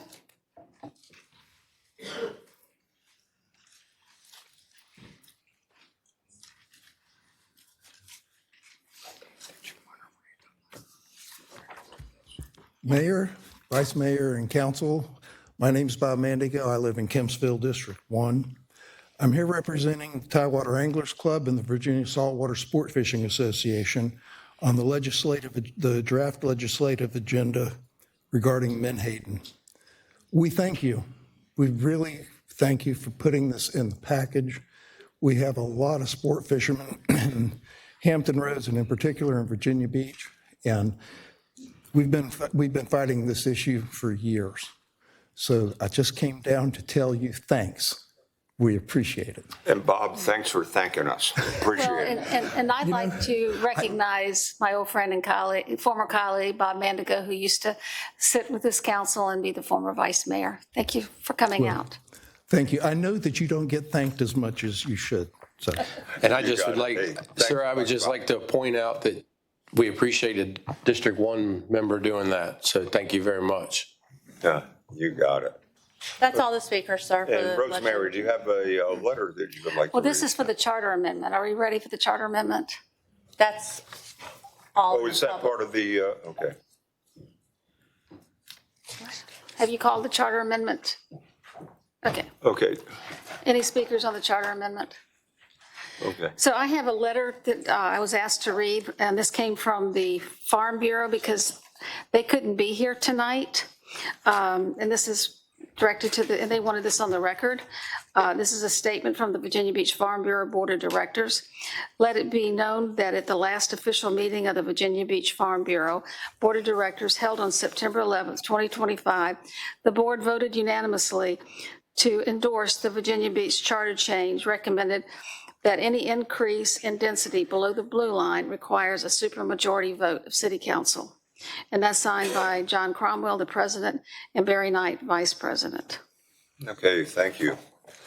Okay, and then moving on, number 2, public hearing acquisition of agricultural land preservation, ARP easement, installment purchase for 90.77 plus or minus acres located at 5548 Buzzard Neck Road. There are no speakers, sir. No speakers? Okay. No, sir. All right. Are there any, okay, let me go ahead and read the speaker's policy. I want to remind everyone that the City Council speaker policy that allows certain representatives of groups to speak for 10 minutes applies only to planning items. All other speakers, which speaking individually or on behalf of a group, will have up to 3 minutes to speak on any single item.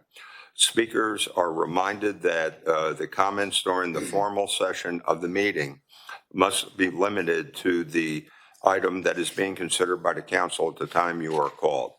For items placed on the consent agenda, a speaker will have up to 3 minutes to address any single item. If a speaker wishes to have address multiple consent agenda items, the speaker will have a cumulative time of 6 minutes to address those items. Against, the speaker must limit his or her times to the subject matter of the items that they have signed up to address. And finally, I call upon all speakers and all persons in the chamber and to be civil under discussion and decorum. Whatever views you hold and wish to express, the City Council wants to hear from you and to ensure that all viewpoints and all persons are respected. The best way to do this is for all to strive for civility. Madam Clerk, do we have any speakers, multiple item speakers on consent? No, sir. And do we have speakers on the one item later? Yes, Okay. Which number was that? I think it's number 6. Yeah, that under was number planning. 6, Barbara, so it's going to be pulled. Okay, if you can, Madam Vice Mayor, if you can do the consent agenda. Thank you, Mr. Mayor. Under ordinances and resolutions, number 1 is the resolution to designate October 2025 as Breast Cancer Awareness Month and authorize the city manager to illuminate Greenwich overpass with pink lighting. This was requested by Mayor Dyer, Vice Mayor Wilson, and council members Remick and Schulman. Number 2 is a resolution to designate November 3rd, 2025 as Alzheimer's Awareness Day and authorize the city manager to eliminate certain city facilities in teal requested by Vice Mayor Wilson and council members Cummings, Hutchison, Remick, Ross Hammond, and Schulman.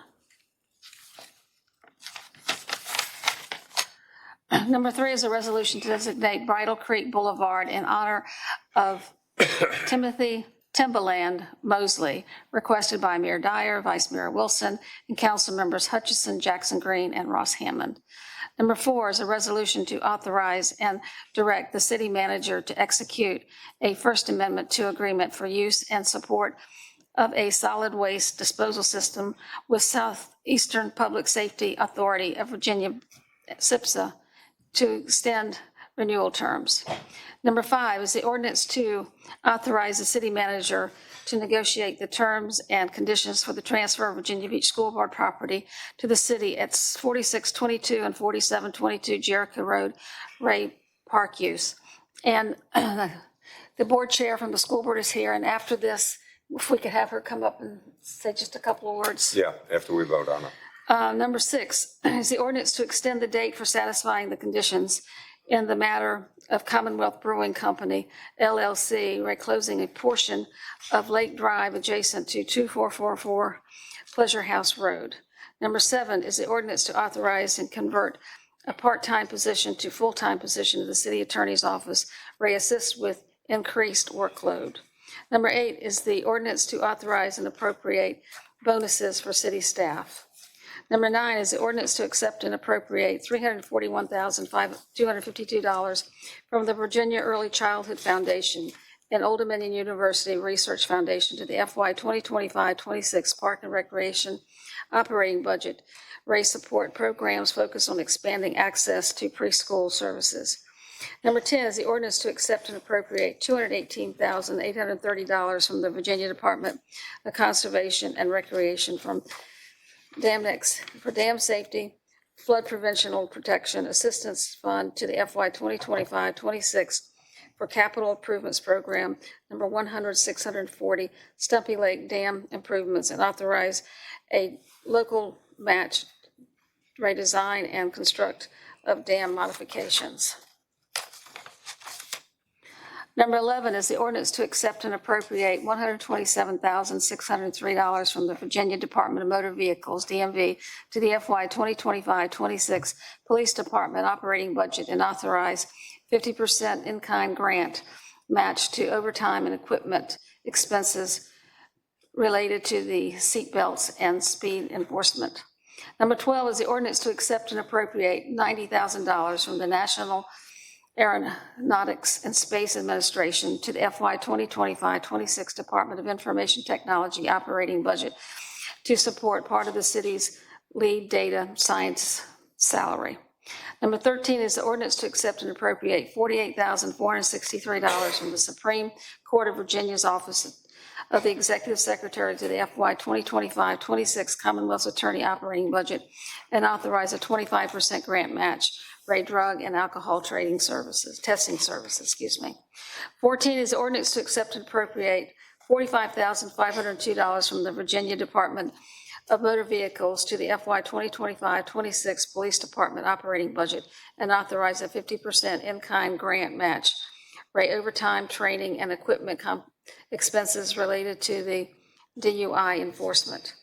Number 15 is the ordinance to accept and appropriate $25,000 from the Virginia Department of Criminal Justice Service Department through the Witness Protection Grant to the FY 2025-26 Commonwealth Attorney operating budget for safety planning, emergency food, clothing, childcare, and witness transportation. Open the public hearing on planning.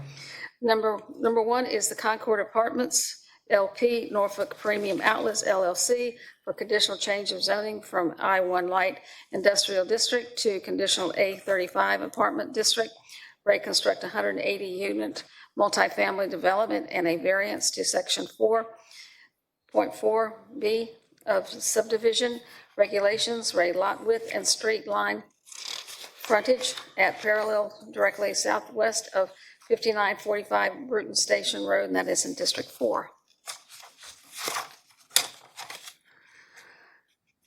Number 2 is the West Neck Community Association, Inc. for a modification of proffers to a conditional change of zoning and a conditional use permit for an outdoors recreation facility at parcel east of 3072 Signature Circle, and that is in District 2. Number 3 is SS Newtown LLC DBA Arrowhead Car Care Arrowhead 3 LLC for a conditional use permit for an automotive repair garage at 5773 Arrowhead Drive and site Suite 107, and that is in District 1. Number 4 is the church in Virginia Beach for a conditional use permit for a religious use at 5263 Greenwich Road, and that is in District 1. Number 5 is J. Ernie Herman Douglas Pashal Revocable Trust for a conditional use permit for an alternative residential development at 1524 Gumbridge Road, and that is in District 2. Number 7 is Michael Bockel, Michael D. and Susan L. Bockel for a conditional use permit for a Brewood preparation facility at parcel directly southeast of firewood preparation, southeast of 1625 Indian River Road, and that is in District 2. Number 8, Glenda Gale Hill for a conditional use permit to home-based Wildlife Rehabilitation Center at 709 Delara Lane, and that is in District 9. And number 9, Juxin Eugene Sela, IRA Josta A. Jukin Sela for conditional use permit, short-term rental at 516 22nd Street, Unit 300, District 6. Move for approval. David, second. We have a motion and a second. So moved. David, any comments? For me. Okay, if we could go ahead and have a call for the vote, please. Thank you. Councilmember Berlucci. Councilmember Cummings. Aye. Councilmember Henley. Aye. Councilmember Hutchison. Aye. Councilmember Jackson Green. Aye. Councilmember Remick. Councilmember Ross Hammond. Councilmember Rouse is absent. Councilmember Schulman. Aye. Vice Mayor Wilson. Aye. Mayor Dyer. Aye. By a vote of 10-0, you've approved the consent agenda as read by Vice Mayor Wilson. Okay, we're going to have a couple comments here first. Councilmember Green, I think you have some news for us. We are excited. As you know, I'm Councilman Cash Green. I represent District 7. We are honored to have such a display of talent. We are honored that 4-time Grammy Award winner Timbaland is going to be in town And he's going to come back to give back at Salem High School, which is the Visual Performing Arts Academy, the school he graduated from. And so this is the big boost for our high schools, our academies. We are proud of the leadership of Dr. Robertson. We are proud of the leadership of our colleagues here who've all voted unanimously that we could honor one of our own, one of our legends. And so with that being said, this is a great boost in the arm for the kids who are talented, who are creatives. And so we are so happy that the city of Virginia Beach is going to have a street naming ceremony that will take place on Saturday, October 18th, and it's going to say Timberland Way. I want to thank you, Virginia Beach. I want to thank you for being so one of the best cities that you welcome your home, you welcome your talented back. And with that being said, he is going to come back to give back because that's what legends do.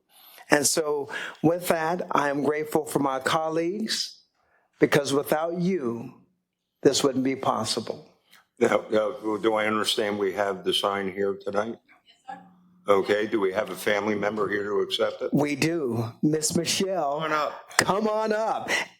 And Tamaya, come on up. She's family too. Go grab the sign and give it to them. It's here. Welcome. How are you all doing?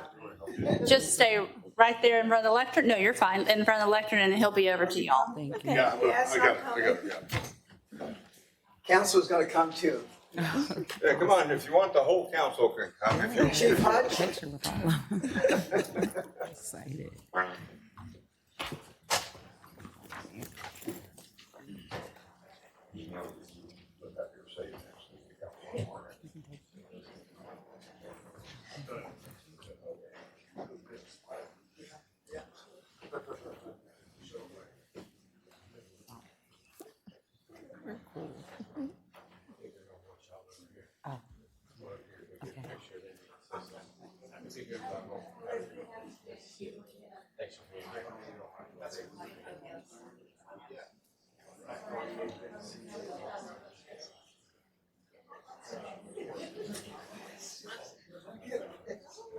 Well, you're going to hold this. You two hold this because that's what this is about. I'm going to have both of you right here, and we're going to be on the side of you. Okay? Hey. You get right up here. I'm sorry. That's what I'm saying. Please, you right there. This is called a shameful photo opportunity.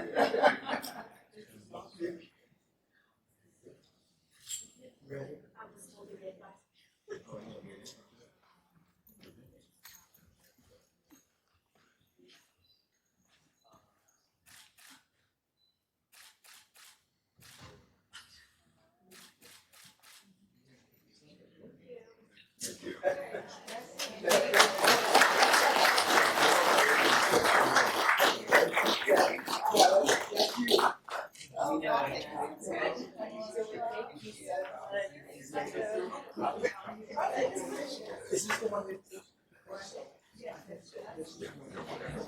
Oh, okay.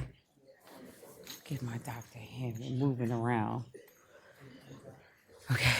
Oh, Cash Green. Sure. You got to. You have to as well. Okay. This is really cool. Guess we wait. Oh, there are. If you want to wait until they just take their seat, then you all can make a few Yes. comments, sure. Yeah, okay. Thank you. Okay. PJ has the other one. Yeah, his legislative aide has the other one. And nothing like being put on the spot, right? Yeah, I can handle it. Fingers are shaking. Yeah, just take another minute.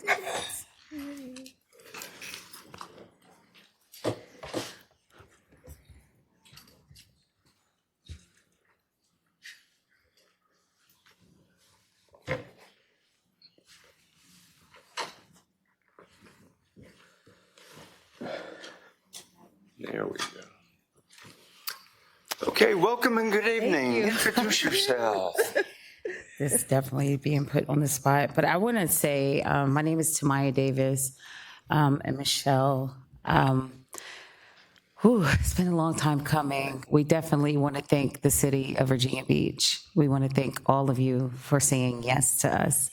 This was just a vision that we had 2 years ago. We were in Miami with Timbaland working, and he was at this event and he was playing his music and the people was just having such a great time. And I told her, I said, we got to bring this back to Virginia Beach. Like, we have to do this. We have the Missies and the Clips and Pharrell and just, everybody that's from this area that has done so well. And we was like, we got to do it for Timbaland. And we ended up meeting Mr. Cash Green, official Cash Green. Sorry, I'm nervous. And he said he would walk us in the door and try to make this happen for us, and it happened. So we definitely appreciate you. We've been doing interviews. Timbaland was on an interview with us this morning on the news, and he said how excited he was to come back home to do this, and he's going to love seeing the city, is what he said. He said it's not just about the street, it's more about the city, humbly. So we want to thank y'all so much from the bottom of our hearts. Sincerely, you're about to make me cry. Yeah, but we want to thank you all sincerely and everybody in here in the city of Virginia Beach. I'm a Virginia Beach native from the blood, Salem High School graduate as well. So we're very happy, and I hope everybody gets to come and celebrate with us. And let me just say this, we take a lot of pride in saying that Virginia Beach is a city of heroes, which we are. But what people don't realize, our city and our region, we have a number of Grammy winners and people in the industry that flat out do us proud. Yes, sir. And Timberland has done so many things, giving back to Salem High School. I had a long talk with Superintendent of Schools, Don Robertson, and he was, back in the day, he was, there. Yes. And I'll tell you what, we love honoring people that deserve honor. So thank you, and God bless you, and we'll see you in a couple of weeks. Yes, sir. One more thing. We're going to be giving back even more. We're giving sneakers to kids. We're giving about 4 scholarships away. We're giving to the Boys and Girls Club. So when we did this, we wanted it to be about community. So we have a lot of events, but we are giving back to the city of Virginia Beach is where we kept everything going. So this is going to be wonderful. And that defines Virginia Beach. Thank you very much. Thank you. Thank you, Appreciate it. everybody. So much.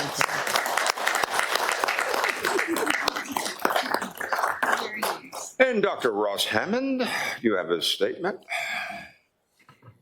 Yes, I just want to thank Attorney Badon. And also, this is to do with the Concord Apartments. As you know, we've been looking at trying to get many more workforce attainable housing.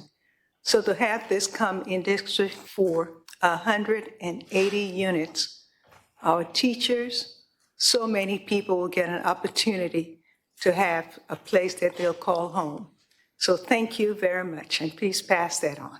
Thank you all. Thank you. And Vice Mayor Wilson, you have a special guest to introduce. Yes, we have a special guest in the house, and it's the chairwoman of the Virginia Beach School Board, Kathleen Brown. Kathleen, would you mind coming down? And I think we're really excited about this collaboration that we've had between your school board and our council. If you'd like to say a few words. Yes, thank you. Thank you, Mayor Dyer, Vice Mayor Wilson, members of council.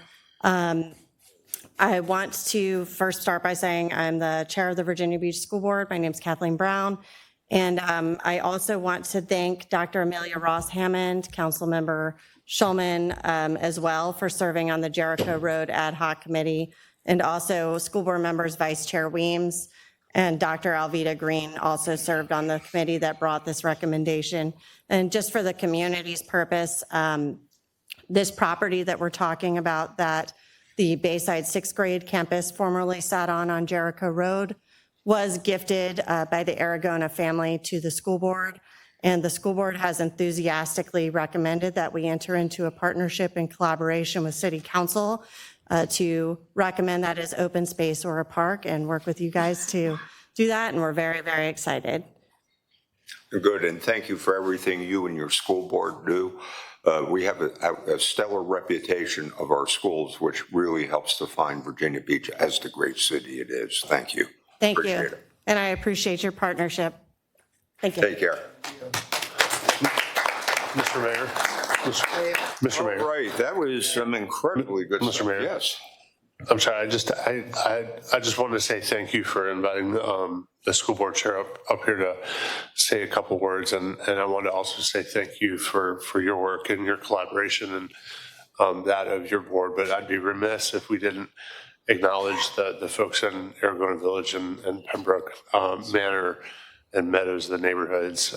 These are folks who are very excited that after 60 years of asking that we are in a position to be able to walk together perhaps, and this is just the first step, an authorization to have our staff and the manager and our attorneys engage with one another to come up with a set of terms that we can hopefully all agree on, and it looks promising that we will, but there'll be other steps down the road, but just really wanted to give a shout out to the neighborhood. It's a really important time for them.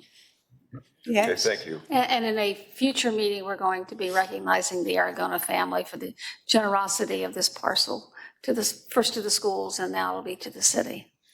Thank you. And I just want to mention Lorraine Samko, so you can let her know we appreciate her being, persistence for all of this. Thank you. Okay, great. Okay, thank you. It's great to honor people that deserve to be honored, and thank you all for being here tonight.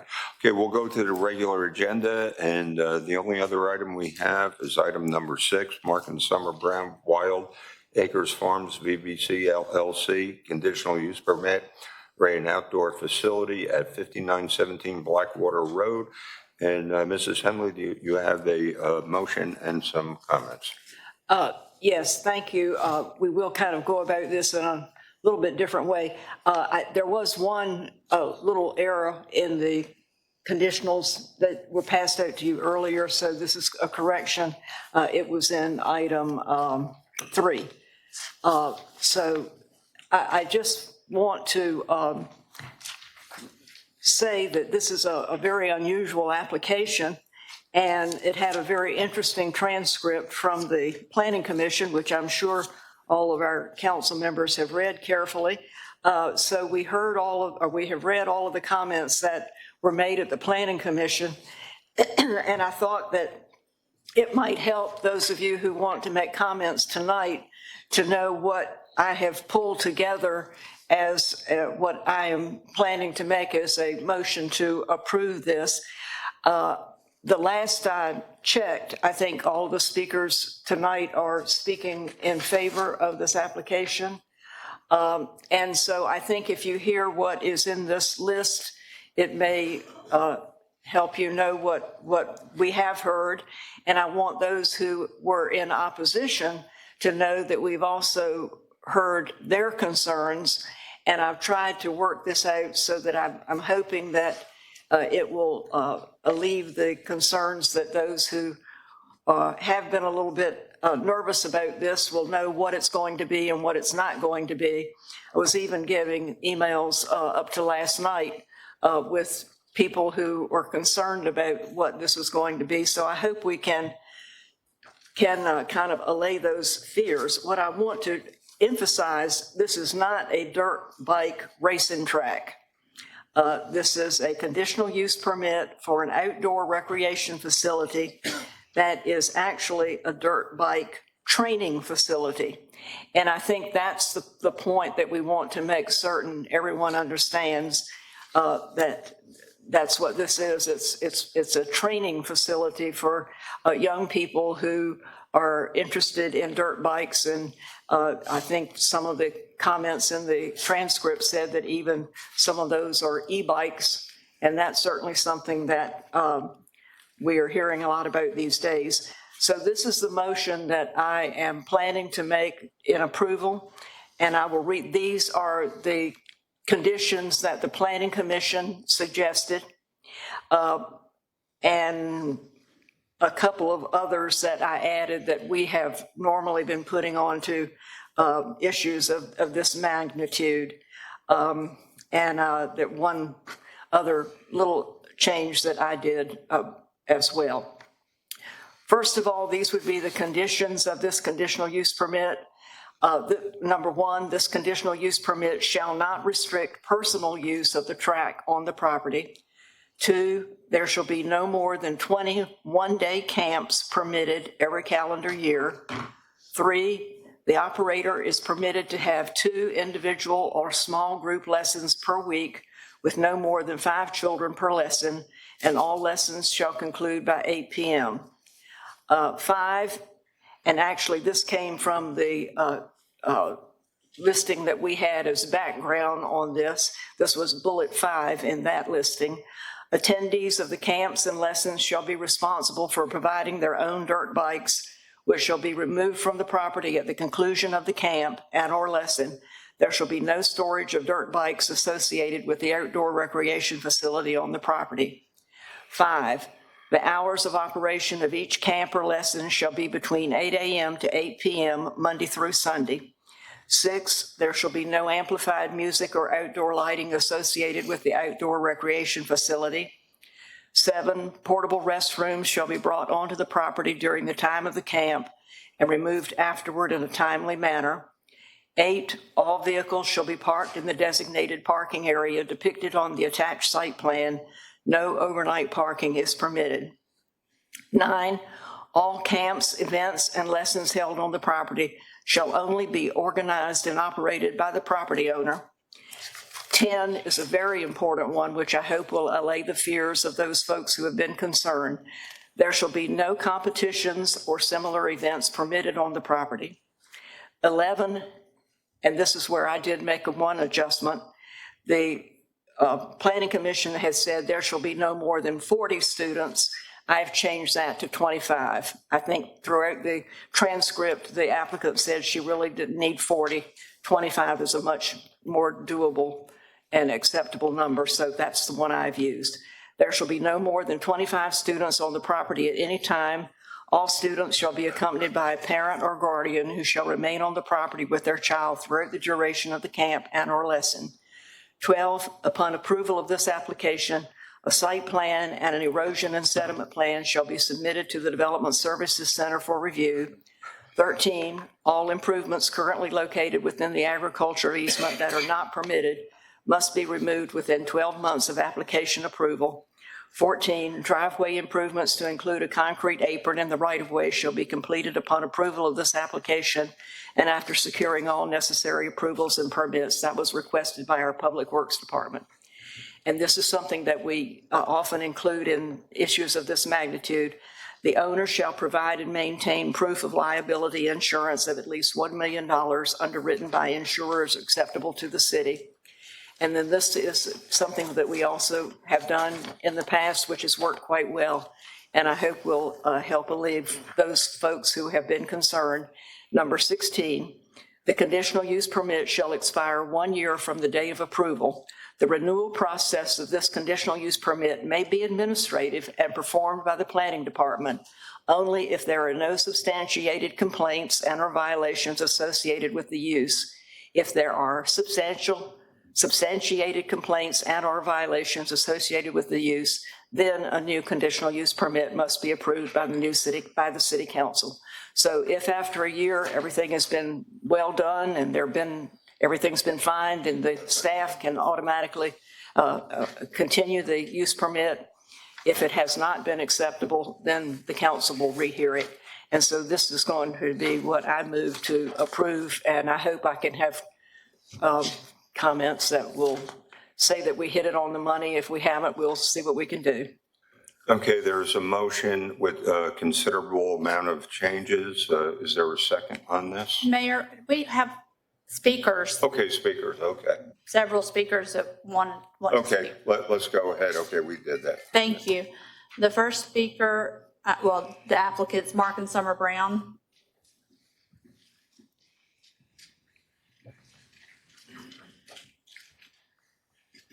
Good evening. Good evening. Good evening, Mayor Dyer, Vice Mayor Wilson, and members of council. My name is Summer Brown, and my husband Mark and I are lifelong residents of Virginia Beach, and we are the owners of Wild Acres Farm in on Blackwater Road, which we purchased in 2021 and adjoins our home, which we purchased in 2014. We are seeking approval for a conditional use permit for outdoor recreational purposes. We wanted to take a few minutes to tell you more about who we are at Wild Acres Farm, what we do, and why we are so passionate about this project. Our family's farm spans over 27 acres, of which we lease around 21 acres to local farmer Don Horsley to grow soybeans. We want to assure everyone that we do not have any plans to decrease the amount of farmland currently leased if this project is approved. The remaining portion of our property, we've started our own farm ventures and have built a personal use motocross track. Our farm has an emerging orchard with over 7 types of fruit trees, mature pecan trees for harvesting, and an ever-growing flock of chickens. Our 12-year-old daughter, Olivia, runs her own egg business. This spring, we are working on adding a U-Pick wildflower field for families to enjoy, and in 2024, we began the process to add cattle in our back field. The best part of our vision is while a child comes to visit for a training camp, the rest of the family can enjoy all the other farm experience we will offer. It's truly an exciting time of growth for us. On a personal note, we are parents of a young motocross rider, and safety is the most important thing to us. Our son Dayton has been riding on 2 wheels since before he could walk. He began racing at age 4, and by age 6, he had competed in the most prestigious motocross event in the country. What made that experience so special was not where he finished. It was watching our son at such a young age set a goal, train hard, overcome obstacles, and never give up. The lessons kids learn on the track, perseverance, focus, responsibility, carry into every part of their lives and shape them into productive members of our community. My husband, Mark, has also been riding since he was a kid. He's had some incredible experiences over his riding career. Today, as a local business owner and father, his focus is not on competing anymore, although he does still slip in a race when he can. It's assuring that our son and his friends develop the skills necessary to ride competitively and as safely as they can. What started out as just helping our son improve his skills has grown into a passion for helping other young riders also. On Mondays, our son's friends come over to ride, and they do what they love. It is truly the highlight of our week and has become known to the riders and their families as Moto Monday. Most Mondays, we have around 20 kids who come to ride and have never had anyone contact us about excessive noise. As a matter of fact, my closest neighbor sent me a video on September 22nd that she took from her backyard. Her video demonstrated that the noise from her pool fountain drowned out the noise from the bikes. Also, e-bikes are now a huge part of motocross, and so a lot of kids who are out there riding don't even make any noise. As we began searching for structured, safe training opportunities, we realized that most training programs cater to older, more advanced riders. We saw a huge gap and the need for beginner-focused, safety-first training, a place where young riders can learn proper fundamentals before bad habits form. The closest facility that occasionally offers this style training is in South Carolina. We believe that having a youth training closer to home would be a significant benefit to the motocross community and to Virginia Beach through revenue generated as visitors spend money in our community instead of in another state. This is where the dream for Ride Wild Acres was born, a space to teach the basics, to give the kids a foundation. We like to think of it as the T-ball of the motocross world. Our camps will include pre-riding warm-ups, safety instruction, off and on bike training, as noted in the sample schedule I emailed over to camp council. Only around 3 hours of the 8-hour training day would actually be on the bike, and these kids would be broken into small groups when they are on the track. Since sharing our plans, we have been overwhelmed by the amount of positive support we have received from the community. A WHRO news article about us received over 2,000 likes, comments, and shares combined. All of it was positive, which in this day and age rarely happens. We have received support from motocross families across the country who are looking forward to this opportunity becoming available for their children. Even the biggest name in dirt bikes and action sports has vouched for Mark, his ability to teach, and the need for this kind of training for kids. After reading the few opposition letters, we noticed that the title of Youth Dirt Bike Training Facility gave the impression that this is something much bigger than the occasional training camps we want to hold on our farm. And we believe with the information we have shared, it may change some of those opinions. 2 vacant, non-adjoining property owners, and a neighbor who was already in the process of moving out of state before this application was submitted do not reflect the sentiment of all the neighbors who surround us and have reached out to us and council with support. While we believe that what we are doing falls under the state definition of agritourism, which is defined as any activity carried out on a farm for the general public for recreational, entertainment, and educational purposes that can only be regulated by a locality if there's a substantial impact on the health, safety, or general welfare of the public, none of which was noted in any of our staff planning reports, we are willing to work with the city to work with us to establish reasonable conditions for our plans. Through this outdoor recreation conditional use permit, we're hoping to create something that not only sustains our farm, but also gives back to our community's youth, teaching discipline, safety, and respect while allowing families to enjoy our farm. We want to create a sense of attachment to this land for our children, so one day when it's theirs, they want to preserve and protect its agricultural purposes. Good evening, Mayor Dyer, Vice Mayor Wilson, City Council members. I'm going to just bore you guys a little bit with some background of myself and why this is so passionate to me and means so much. My name is Mark Brown, and I was born and raised in Blackwater area of Virginia Beach. My parents' house is 3 minutes down the road from where we currently live, so this rural area has always been my home. As a child, we rode go-karts and mini bikes, and at age 7, I started riding dirt bikes. My cousins lived next door to me. Growing up, we had a track in our backyard, and we practiced on. Riding with multiple people each time we rode is what led us to our success in the sport. We were always pushing each other to be better. My youngest cousin qualified and raced at the national level at a very young age. His older brother went all the way to the top and became a professional racer. I have competed in and won multiple events aired on national television, one of which will be aired in the next couple of weeks, and I'm not even allowed to share what the outcome results for that were. In 2022, I competed in X Games out in California, and I go through life. I realized that motocross is what molded me to be who I am. Through my teenage years, my focus was on a goal: to ride faster, beat the kids that I was racing against. This kept me from getting involved in things I shouldn't be doing like other kids my age, things that would have just slowed me down. And even though I wasn't doing the things that other kids were doing, I was still considered cool because I was successful at racing. Today, I continue to conduct myself in the same way. My wife and I own 2 very successful businesses that we started from scratch, employing multiple people in the Tidewater area. We own 2 properties in Virginia Beach, one being our 27-acre farm, and 3 commercial properties in southern Chesapeake. This determination and ability to focus on a goal came directly from the motocross lifestyle I grew up in. We now instill these same values in our children and see them gaining the confidence and abilities to do things on their own because of it as well. Our 12-year-old daughter, Olivia, shows us through softball as well as her business where she sells eggs from her chickens. She has 20 chickens and she takes care of and purchases all the items they need with her own money.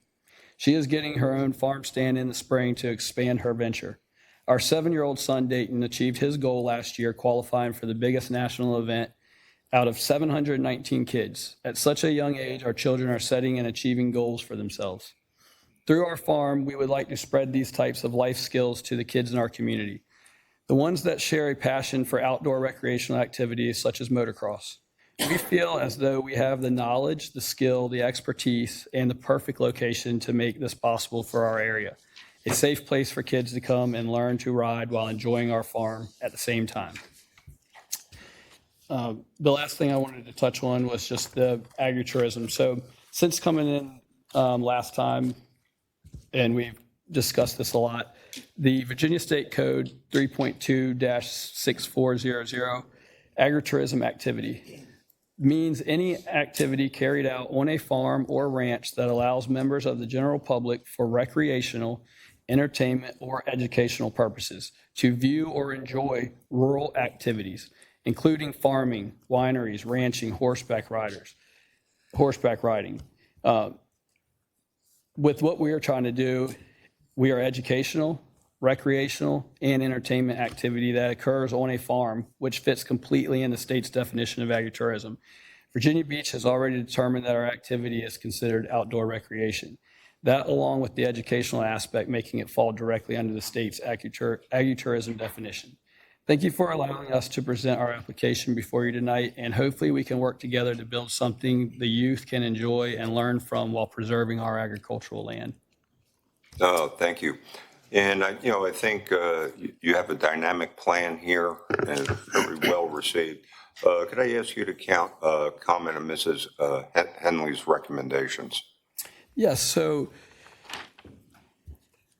So do you want us to go like one by one through the changes? No, let's do it as quickly as possible so we can hear the other people too. Okay, Mrs. Henley, we're going to give them the opportunity. Okay. Yeah, because I mean, we just got these a couple hours ago, so it was. That's why I did it early. So for the part where it says that number 4, which is the attendees of the camps and lessons shall be responsible for providing their own dirt bikes, which shall be removed from the property at the conclusion of a camp and or lesson. That one we're not necessarily okay with because we have, prior to coming to Planning Commission, we didn't realize how many people would want to come to these things from out of state. And a lot of people are excited because not only do they get to come ride dirt bikes, they get to go visit the ocean front and go to the beach and, spend their dollars here instead of in another state.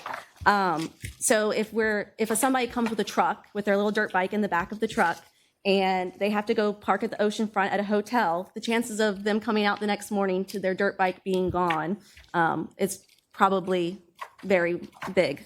yeah, and we have a 4,000 square feet pole barn that some of our friends that come over on Mondays that live in neighborhoods, they'll leave their bikes there because they don't feel like bringing it back and forth every Monday. So we feel like that one is going to kind of restrict some of what we already Our do personal personal, stuff, too. like on our personal Okay. side. And what else do you have problems with? The other one is the number 11 where it went from 40 to 25 students. So it's kind of already set with like an industry standard. The number 40 was something that we came up with because what we do at South of the Border, which is right there, I don't know if y'all have ever driven by South of the Border with the big sombrero and everything at South Carolina. That's actually a motocross training facility. That's what makes the money at that place. So when we go to those youth camps, the number is generally 40 people, and they split them into 2 groups of 20. You normally have 2 trainers. One takes one group, one takes the other. They kind of separate them based on age. So the little younger kids, maybe like 4 to 6, will be together, and then like the 6 to 8 kids be together. It's very manageable. In our sport, generally when we race, it's a 42-person gate, and all 42 are on the track at one time. So when we do these camps, having a few more kids, it helps us be able to teach that. If we're not able to have the amount of people learning with very small groups doesn't get you ready for that big, if you have more people around you. So we felt that the 40 was a decent number there. That was one of them. The number 10 about the no competitions or similar events permitted on the property. That one's kind of outside the scope of what we're even applying for. Like we said, we use our property for our friends to come over and ride on Mondays. And every time if somebody's over there and, somebody wants to call and say they're holding a race, but we're just out there, riding, then it's just going to be unnecessary. They call, they report, then we have to come and explain, no, we're just riding. It's, Some of our drills are even, to Yes. get 3 kids who are very close in speed and see, which one can get this turn faster. And that's going to be kind of considered racing, right? But that's what we're training them to do. Like we're training, these kids are racing. So some of those are going to be little individual races. And it's not, and to say like never hold a race on the property, I feel like is just outside of the scope of the training facility. Isn't the purpose to train people how to race in races safely? Yes. Minimize injury? Yes. That's our main goal. And these are young kids. They're so not, With the people on the track, some of our main focuses are the fact that some of the slower kids and some of the faster kids, when a faster kid is coming upon a slower kid needs to learn to stay in his own line and not to move out of the way, because the guy behind you can expect what you're about to do unless you make a rash decision. We need the other people there to make that possible, to kind of show that. And to show the to faster kids. kid how to get around safely, the slower kids, you know. Okay, I think you basically got some If we can, can we open it up for questions for you now? Anybody? There's a few more. There's a few more if you There's a want to. Yeah, so the one about the driveway, the concrete driveway, that was voted down during the planning because the Our main use is farm. We our have main tractors use is still coming. farming the land, and they pull the combines and everything right into that driveway. It's a 50-foot gravel driveway that enters the property. It's a very good farm driveway that pulls into there. So they had voted that down during planning. Since it's still, we do our other stuff like the pecans, the wildflower field. This is just a secondary use to our farm. It's not the sole use to our property. The other one about the insurance, we're going to have insurance, of course, but the part where it says that it has to be acceptable to the city, I don't have a list of who's acceptable to you guys. So it's hard for me to agree to a condition when I don't know if say Nationwide is who wants to insure me and Nationwide's not on your list, and then I can't find somebody else to insure me, then I'm in trouble because now I don't have insurance, so now I can't hold the camps. And then the one about the conditional use permit expiring after a year, we won't even have our track moved. If we're lucky, we're hoping to start camps next spring. And I'm not aware of, unless there was more outside of the 3 letters that came. But like I said, when I was talking, one man, it's a vacant property that he visits once a month to hunt. The other is a vacant house that a woman purchased to flip, and it has been vacant for the last 7 years. And then the other one was from a neighbor who was already moving prior to us even applying for this. But every single neighbor who lives around us is supportive. A lot of them are here. Actually, a lot of them came over last night to meet Miss Henley, but she had to leave prior to them getting there so that they could tell her in person how excited they are for it. So that was the other one. And we did want to see about possibly changing the wording to number 7. I don't know if it changed when the one where it's that we're agreeable that all the vehicles should be parked in the designated parking area as noted on the site plan, but we were hoping that you might reconsider the no overnight parking for the same reasons I listed before about the dirt bikes being removed. So like if somebody wants to leave a trailer and we can park it in our barn or behind the barn, or leave a dirt bike in our barn, just people will park there for the camps. But if somebody goes to stay at the oceanfront or at Sandbridge or whatever, they could leave their items with us and then they can pick them up the next day. Okay, great. Okay, any questions, Josh? Quick question, Mr. Mayor. Thank you very much for taking the time to so thoughtfully articulate all of these issues and your plans for the property. I was confused. You said you had only just seen this? I got it this afternoon around 2:00.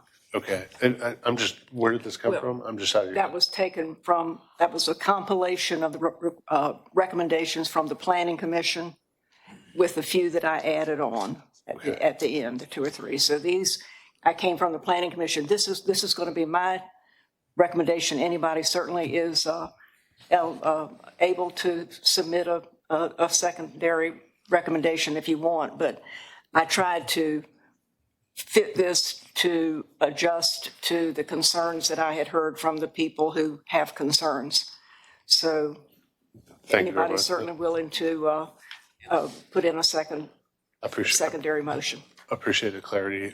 And thank you for coming up and doing this. I'm glad you did it because we all learned a lot about great things you do. So thank you. Thank you. Thank you. Okay, anybody else? Okay, we're going to go Michael, and then we're going to go Hutch, and then Stacy. Thank you, and I can say in the years that I've served, more than 5 years, I can think of few applications where we've received as many emails of support as for your application. So that tells me that people really are responding to what you are doing, and I appreciate your presence and service to the community. I just want to ask one question about events. So it looks like events was crossed out, and it's hard for me to know if this is a planning commission recommendation or if this is something that Mrs. Henley is presenting, but if I could finish, Mrs. Henley, thank you. Sorry, It's just if a you don't line mind me that was finishing, on the Mrs. Henley. Mrs. Henley, It's just you're a out of line on order. the paper. You're out of order. Okay, all right. Thank you. So can you just clarify for me, I know you've talked about camps, but was there any circumstances under which you would have an event? And if you did, would that event be required, and maybe this is also a planning question, would that event require to be permitted separately, and that's a separate process from the conditional use permit? We were actually, we noticed that the word events was taken out, and we're fine with that for this, because all this is supposed to be for is for our youth training camps, the conditions for that. I don't anticipate holding events, but, if we had, say, a opening party because, we're going to have our first training session, then I believe we would just have to apply for a special event permit outside of this stuff, which was why we kind of had, when we talked to staff, them put at the top that this, doesn't hinder our personal use of the property. So there may be an occasion where you might wish to host an event, but that process would be pursued separately through the city's special events office. Yes. And there are a variety of limitations related to that, as well as regulatory oversight around hosting events. I'm quite familiar with. So you could have an event, but you're not necessarily specifically planning for them. For this, we just wanted to stick to the, youth training camps at our property. And then if I could ask you to state for the record and for my awareness that the changes, the alternate conditions that we've been presented as well just a few hours ago it sounds like I heard you say that you have not agreed to any of those conditions. Yeah, I think the only one we agreed to is that number 9 where the word events is Okay. crossed out. So you did agree to a condition Wait, number one. Yes. Thank you. Okay, we're going to go Hutch, Stacy, and Barbara. Hey, first thing, as a long time ago Kawasaki 100 owner that I wrecked on the first day, but I could have used some training because the Elizabeth River was a hard training ground on the banks. Anyway, the other thing I was going to say was a smart move sending your dad to coach softball and you being here. Her dad is a 35-year retired district chief with the Virginia Beach Fire Department, something to be proud of. Poppy won't miss practice. But probably not best to have him here and you there, right? Yeah. But moving on with some things here, I travel all over the East Coast riding a bicycle, not a motorized or e-bike. But I know what you're saying when you talk about storing, and I don't want to say that anybody would have it stolen here or whatever, but just the thought of $3,000, $4,000, whatever the bike costs, it's just going to cause stress that doesn't matter. I know when we're booking our trips to go on these long bike rides, when the person says I have a secure area or I have something, because otherwise you're having to carry them up steps and bring them in, and people don't like them in the rooms, and it's just a whole nother level. So I know it seems small, but I completely support you in not supporting that one. So the other part is, and this may be for the director of planning, is so. Because we too just got this, and I know Ms. Henley was trying to do her due diligence here, but there were several on here that obviously y'all are not in agreement to, and I know we said about doing a second, whatever we call it, and how does I'm looking at the director, how does Summer work through this with what she agrees to and what we agree to? Sorry, go ahead. So the Planning Commission recommended for approval this application with 11 conditions. Some of them are modified as outlined in this alternative condition. The applicant doesn't necessarily need to agree to the conditions. If council sees fit to apply conditions to the CUP, they don't have to agree with the conditions. Right. But if there's something different from the alternative conditions, we're happy to revise them here. Okay, and then just for the public, And we did receive an outstanding amount of support. And to my knowledge, I think I got one that wasn't. It was like 50-1. Planning Commission and Planning Department were agreeable to this. This was recommended for approval from staff and recommended from the Planning Commission with a vote of 8-1, 8 in favor, 1 against. So we have all of these letters for, 1 against. Planning Commission, Planning Department. Okay. And they do not have to go back through all this if they choose not to for us to vote on it. Correct. Thank you very much. Stacy and then Barbara. Good evening. So you said that more and more of these bikes are e-bikes now. Yes, sir. And Okay. not e-bikes like bicycles, they're Yeah. electric dirt bikes. Okay, can in your training, can you train those folks not to ride on the boardwalk? Hey, it would give them a great place to come and ride. Great, thank you. It's not an agricultural area at the boardwalk. Yeah. Okay, and Barbara. I was going to ask Mr. Stiles, who put this together, when I looked at that events with the line through, I thought it was just a line on the paper that happened to be there. It wasn't. And so you were the one who, did you notice that? Yes, ma'am. I think we deleted that thinking that it would create ambiguity with the condition number 10 that you sought to add, which says there shall be no competitions or similar events permitted on the property. And since the preceding one talks about camps, events, and lessons, and the applicant was asking for camps and lessons, we thought to avoid that ambiguity, we would delete that word. But if that was not your intent, we can certainly delete the deletion and put that word back in. I apologize for that confusion.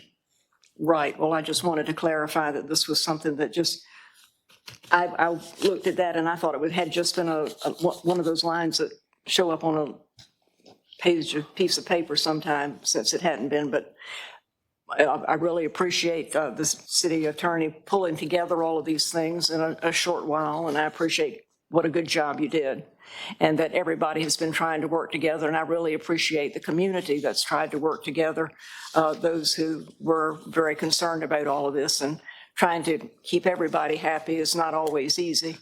But thank you very much, Mr. Stiles, for clarifying that word. Okay, anybody else at this point? Okay, thank you. I tell you what, we're going to have some more speakers, and Thank if you. I'm not mistaken, you can come back and, for a rebuttal if necessary. Thank you so much. The next speaker is Ben Topping. After Mr. Topping is Michael Diffenbach. Welcome. Good evening. I had a speech prepared, but I'm just going to speak from the heart because it would just reiterate what Mark just said. I have a 3-year-old and a 4-year-old, and watching them ride and just grow as young men and learn skills. Sorry, I'm pretty nervous. Learn skills, decision making, reaction time, physical capability, all of the above. They're so much farther ahead of their peers than non-moto kids. I'm just going to say it blatantly. It's incredible to see the contrast between kids who ride, all of these kids in the room right now, ahead of their peers in the same class, in the same grade, in the same age. So it's amazing to see. I'm very thankful to be a part of it. And that's all I really have to say about that. Hey, really appreciate you coming. Thank you. The next speaker is Michael Diffenbach. Sorry, I'm totally messing that up, I'm sure. And then Kelsey Newton.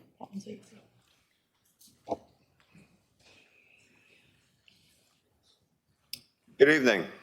Good evening. How are you? My name is Michael Diefenbach. I live at 2441 Baum Road in Chesapeake, which is just about 2 miles up the road from where the Browns are.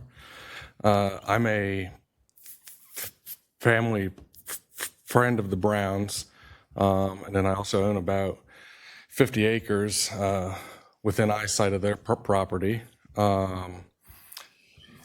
I want to kind of veer off of what I had planned a little bit to just kind of talk about. So I am actually in the process of doing a couple conditional uses in Chesapeake. So kind of learned a lot about, what takes place and how the conditions are. And one of the things we had a hard time with ours, so we actually had a condition on ours as well that put a 2-year time limit on the conditional use permit. And we got it. That came from the planning commission, and then ultimately at council, they changed it to what they called, I believe, a 2-year review. And the reason we pushed for, one, we wanted to just kind of take that out, but you have to invest a lot of money to do, a type of project like this or any type of project. So the idea of it, being on the chopping block after a year when you're just getting going, the Browns aren't some large commercial enterprise. They're not the Breedens or something like that. They're just trying to do something good for the community. So that one kind of caught me off guard there when you were going through the different ones. It's definitely hard for, a small business to invest their money, time, and everything into an application like this to then, in a year possibly have it not work. And there's plenty of ways around if they get a lot of complaints.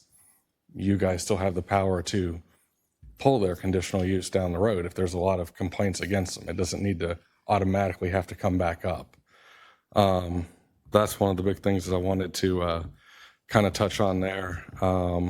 And then, having to do the work on the driveway and all that. We own a bunch of property out there. Same people farm our properties that do theirs. Again, they have huge combines, tractors. We have the gravel driveways just like they do. Never have any issues there. The idea of having 20 to 30 cars once every 2 weeks drive over it. Really, really appreciate you taking the time to come. Thank you much. Appreciate it. You got it. The next speaker is Kelsey Newton, and then John Paul Abada.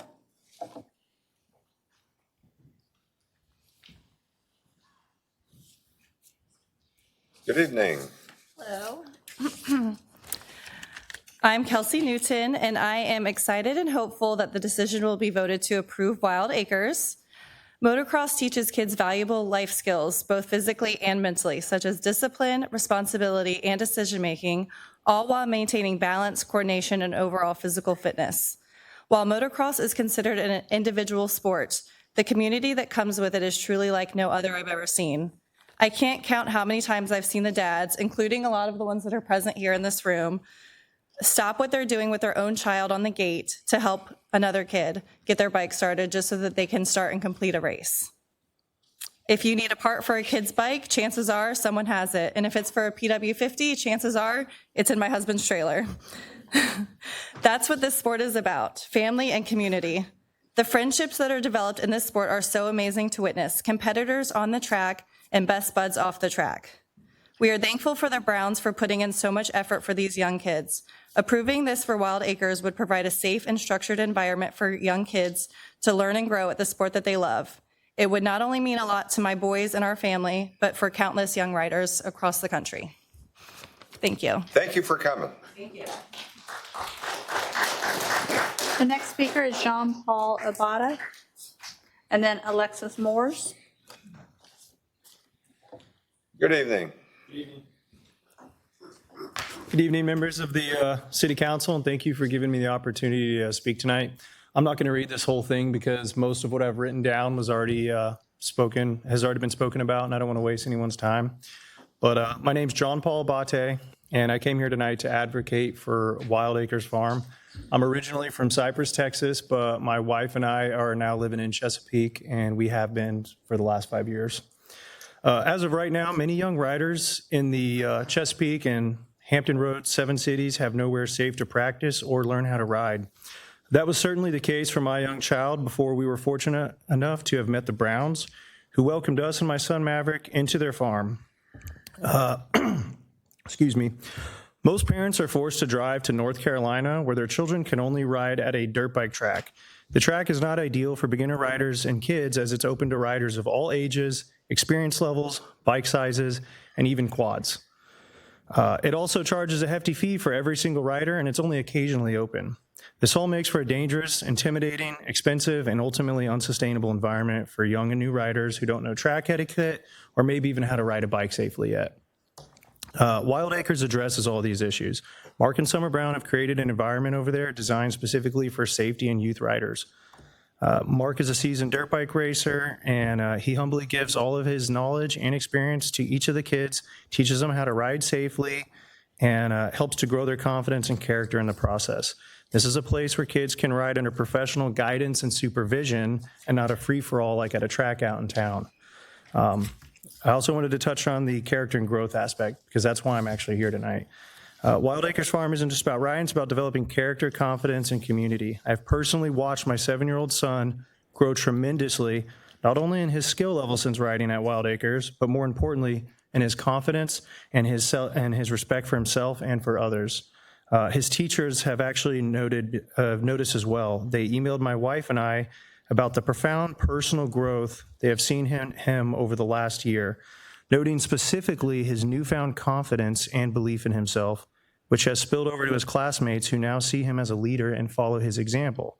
See, children are easily molded and influenced by those around them. So when a kid comes to Wild Acres and learns respect for themselves and others, learns to be confident and brave, it carries over to his peers, whether it's at a baseball practice, school, or just a community playground. The kids around them are also positively impacted. I believe dirt bike riding can be a tool for building spiritual resilience. It teaches you to be steadfast during challenges, to get back up after you fall, and to believe in yourself even when you're intimidated or scared. The kids who come to Wild Acres learn that success comes from discipline, hard work, humility, perseverance, and respect. At the end of the day, I took time out of my day to speak here tonight because this request isn't just about a track or a permit. It's about providing a safe space for our community's youth to grow. Thank you for coming. All right. Thank you for the opportunity to speak tonight.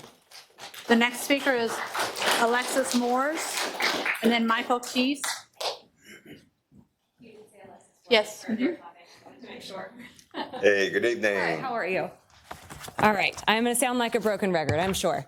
But I do want to read through this because it's important to me and my family. So my name's Alexis Moores, and thank you for allowing me the opportunity to be here and support the Browns and Wild Acres today.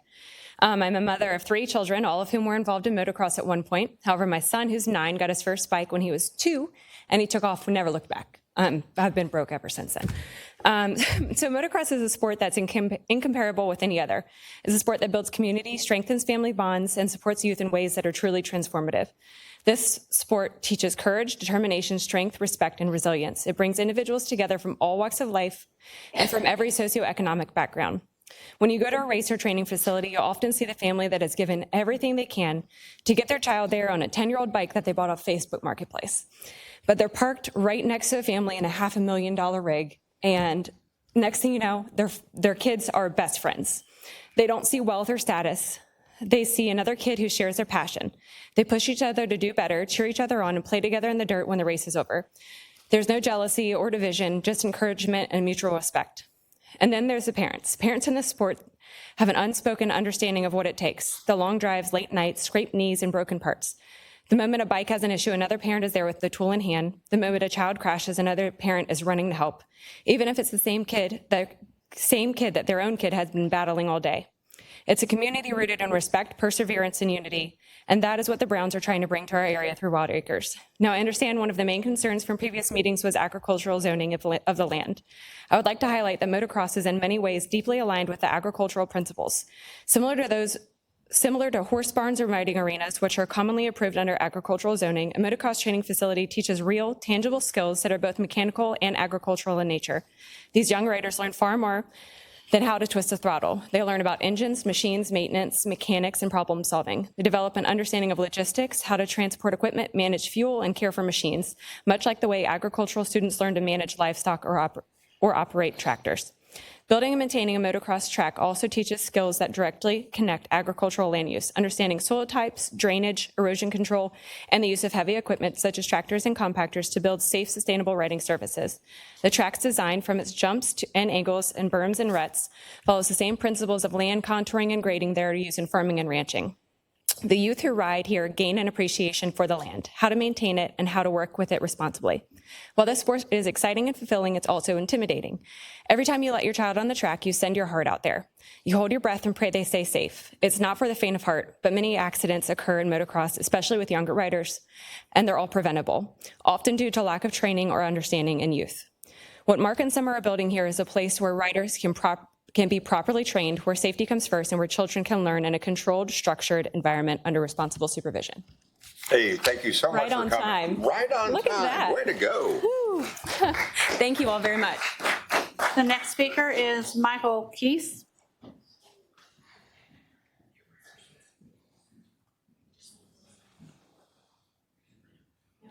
And Mayor and members of council, he's our last speaker, so then the Browns will be back up for rebuttal. Okay. Good evening. Let me fix this mic. My name is Michael Kesey. I'm a 14-time state champion in motocross here locally. I'm also a member of the City of Chesapeake Business Alliance, local business person myself. I wanted to touch on something that they haven't touched on yet, and that is the availability of motocross tracks in the area. The closest Virginia-based motocross track is within 2 hours. That's Sussex, Virginia. It is public. They do have competitions there. And the closest available public track to this area is in North Carolina, Elizabeth City. That's an hour away. So I wanted to come here today to speak in front of the council, just to give my opinion of the Browns' character and what they're doing. Blatantly, they're opening their home to help children and their families. So very proud of that, have a great relationship with them. I also own a National Motocross Association racing program called Pit Bike Moto LLC. I am an AMA referee. AMA is American Motorcycle Association. So we do offer racing events, and that's how I've gotten to know the Browns and all the families and to see all the kids. Just great to see them. I ride with them on Mondays. I help them learn fundamentals alongside the Brown family. Very proud of what they've been doing and what their families come here today to say. In respect to time, I strongly recommend approving this conditional use permit, as I believe they're going to do great things for the children in Virginia Beach. And thank you for taking time to come. Thanks. Mark and Summer Brown, if you'd like to come back up. Do you have any rebuttal or comments? I think the only comment is we agree to what the Planning Commission recommended originally at our meeting, and just with the request to modify number 7. Okay. Any other questions? Okay. This comment is not so much for you. First of all, you seem so young for what you've done. Thank you. But I would love all the little kids back there to stand who have been attentive. This is a testament. Can they all stand? Can we see these kids?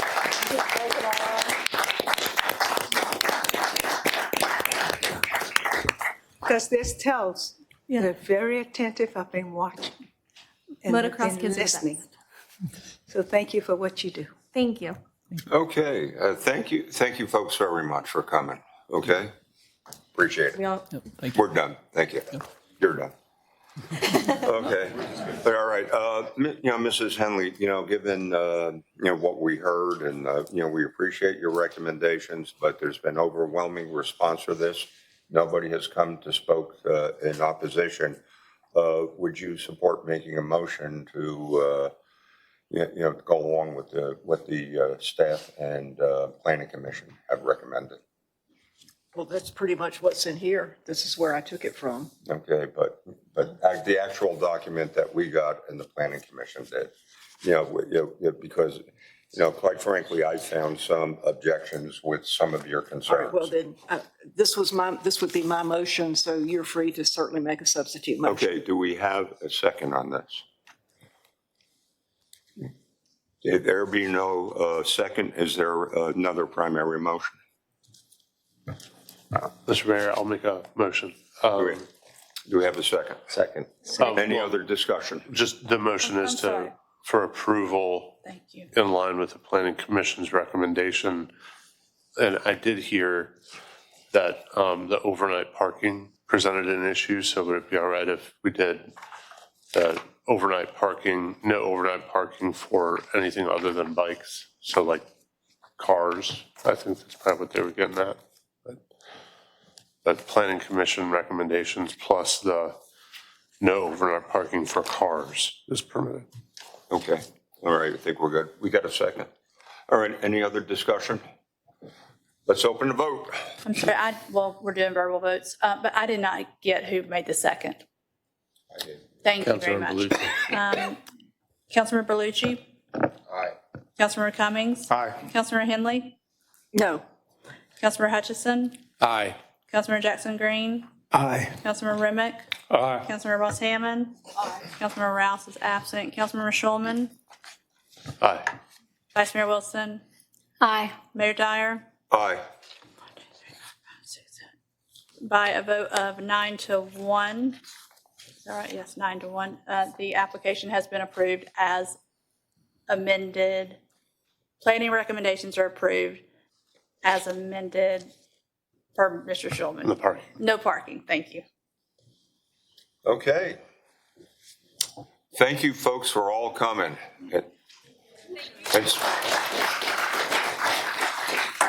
And say goodnight to the kids for me. Okay, how about appointments? Take them out for ice cream. Okay, under the Clean Community Commission, we'd like to appoint, Julie Dixon. The Historic Review Board to appoint Jeffrey Coleman. The Southeastern Public Service Authority of Virginia to appoint L.J. Hansen. And the Virginia Beach Cannabis Advisory Task Force to appoint Adam Dobbins. Move for approval. Councilmember Berlucci? Councilmember Berlucci? May I have your vote? Aye. Thank you. Councilmember Cummings? Aye. Councilmember Henley? I'm sorry. Hi. Okay. I'm sorry. I just didn't. This is for the appointments. Okay. Aye. Thank you. Councilmember Hutchison? Councilmember Jackson Green? Aye. Councilmember Remick? Councilmember Ross Hammond? Aye. Councilmember Schulman? Aye. Vice Mayor Wilson? Aye. Mayor Dyer? Aye. By a vote of 10-0, you've appointed those as read by Vice Mayor Wilson. Okay, great. Is there any unfinished business? New business? Okay, we will adjourn to open mic. Thank you all very much. Who made the motion?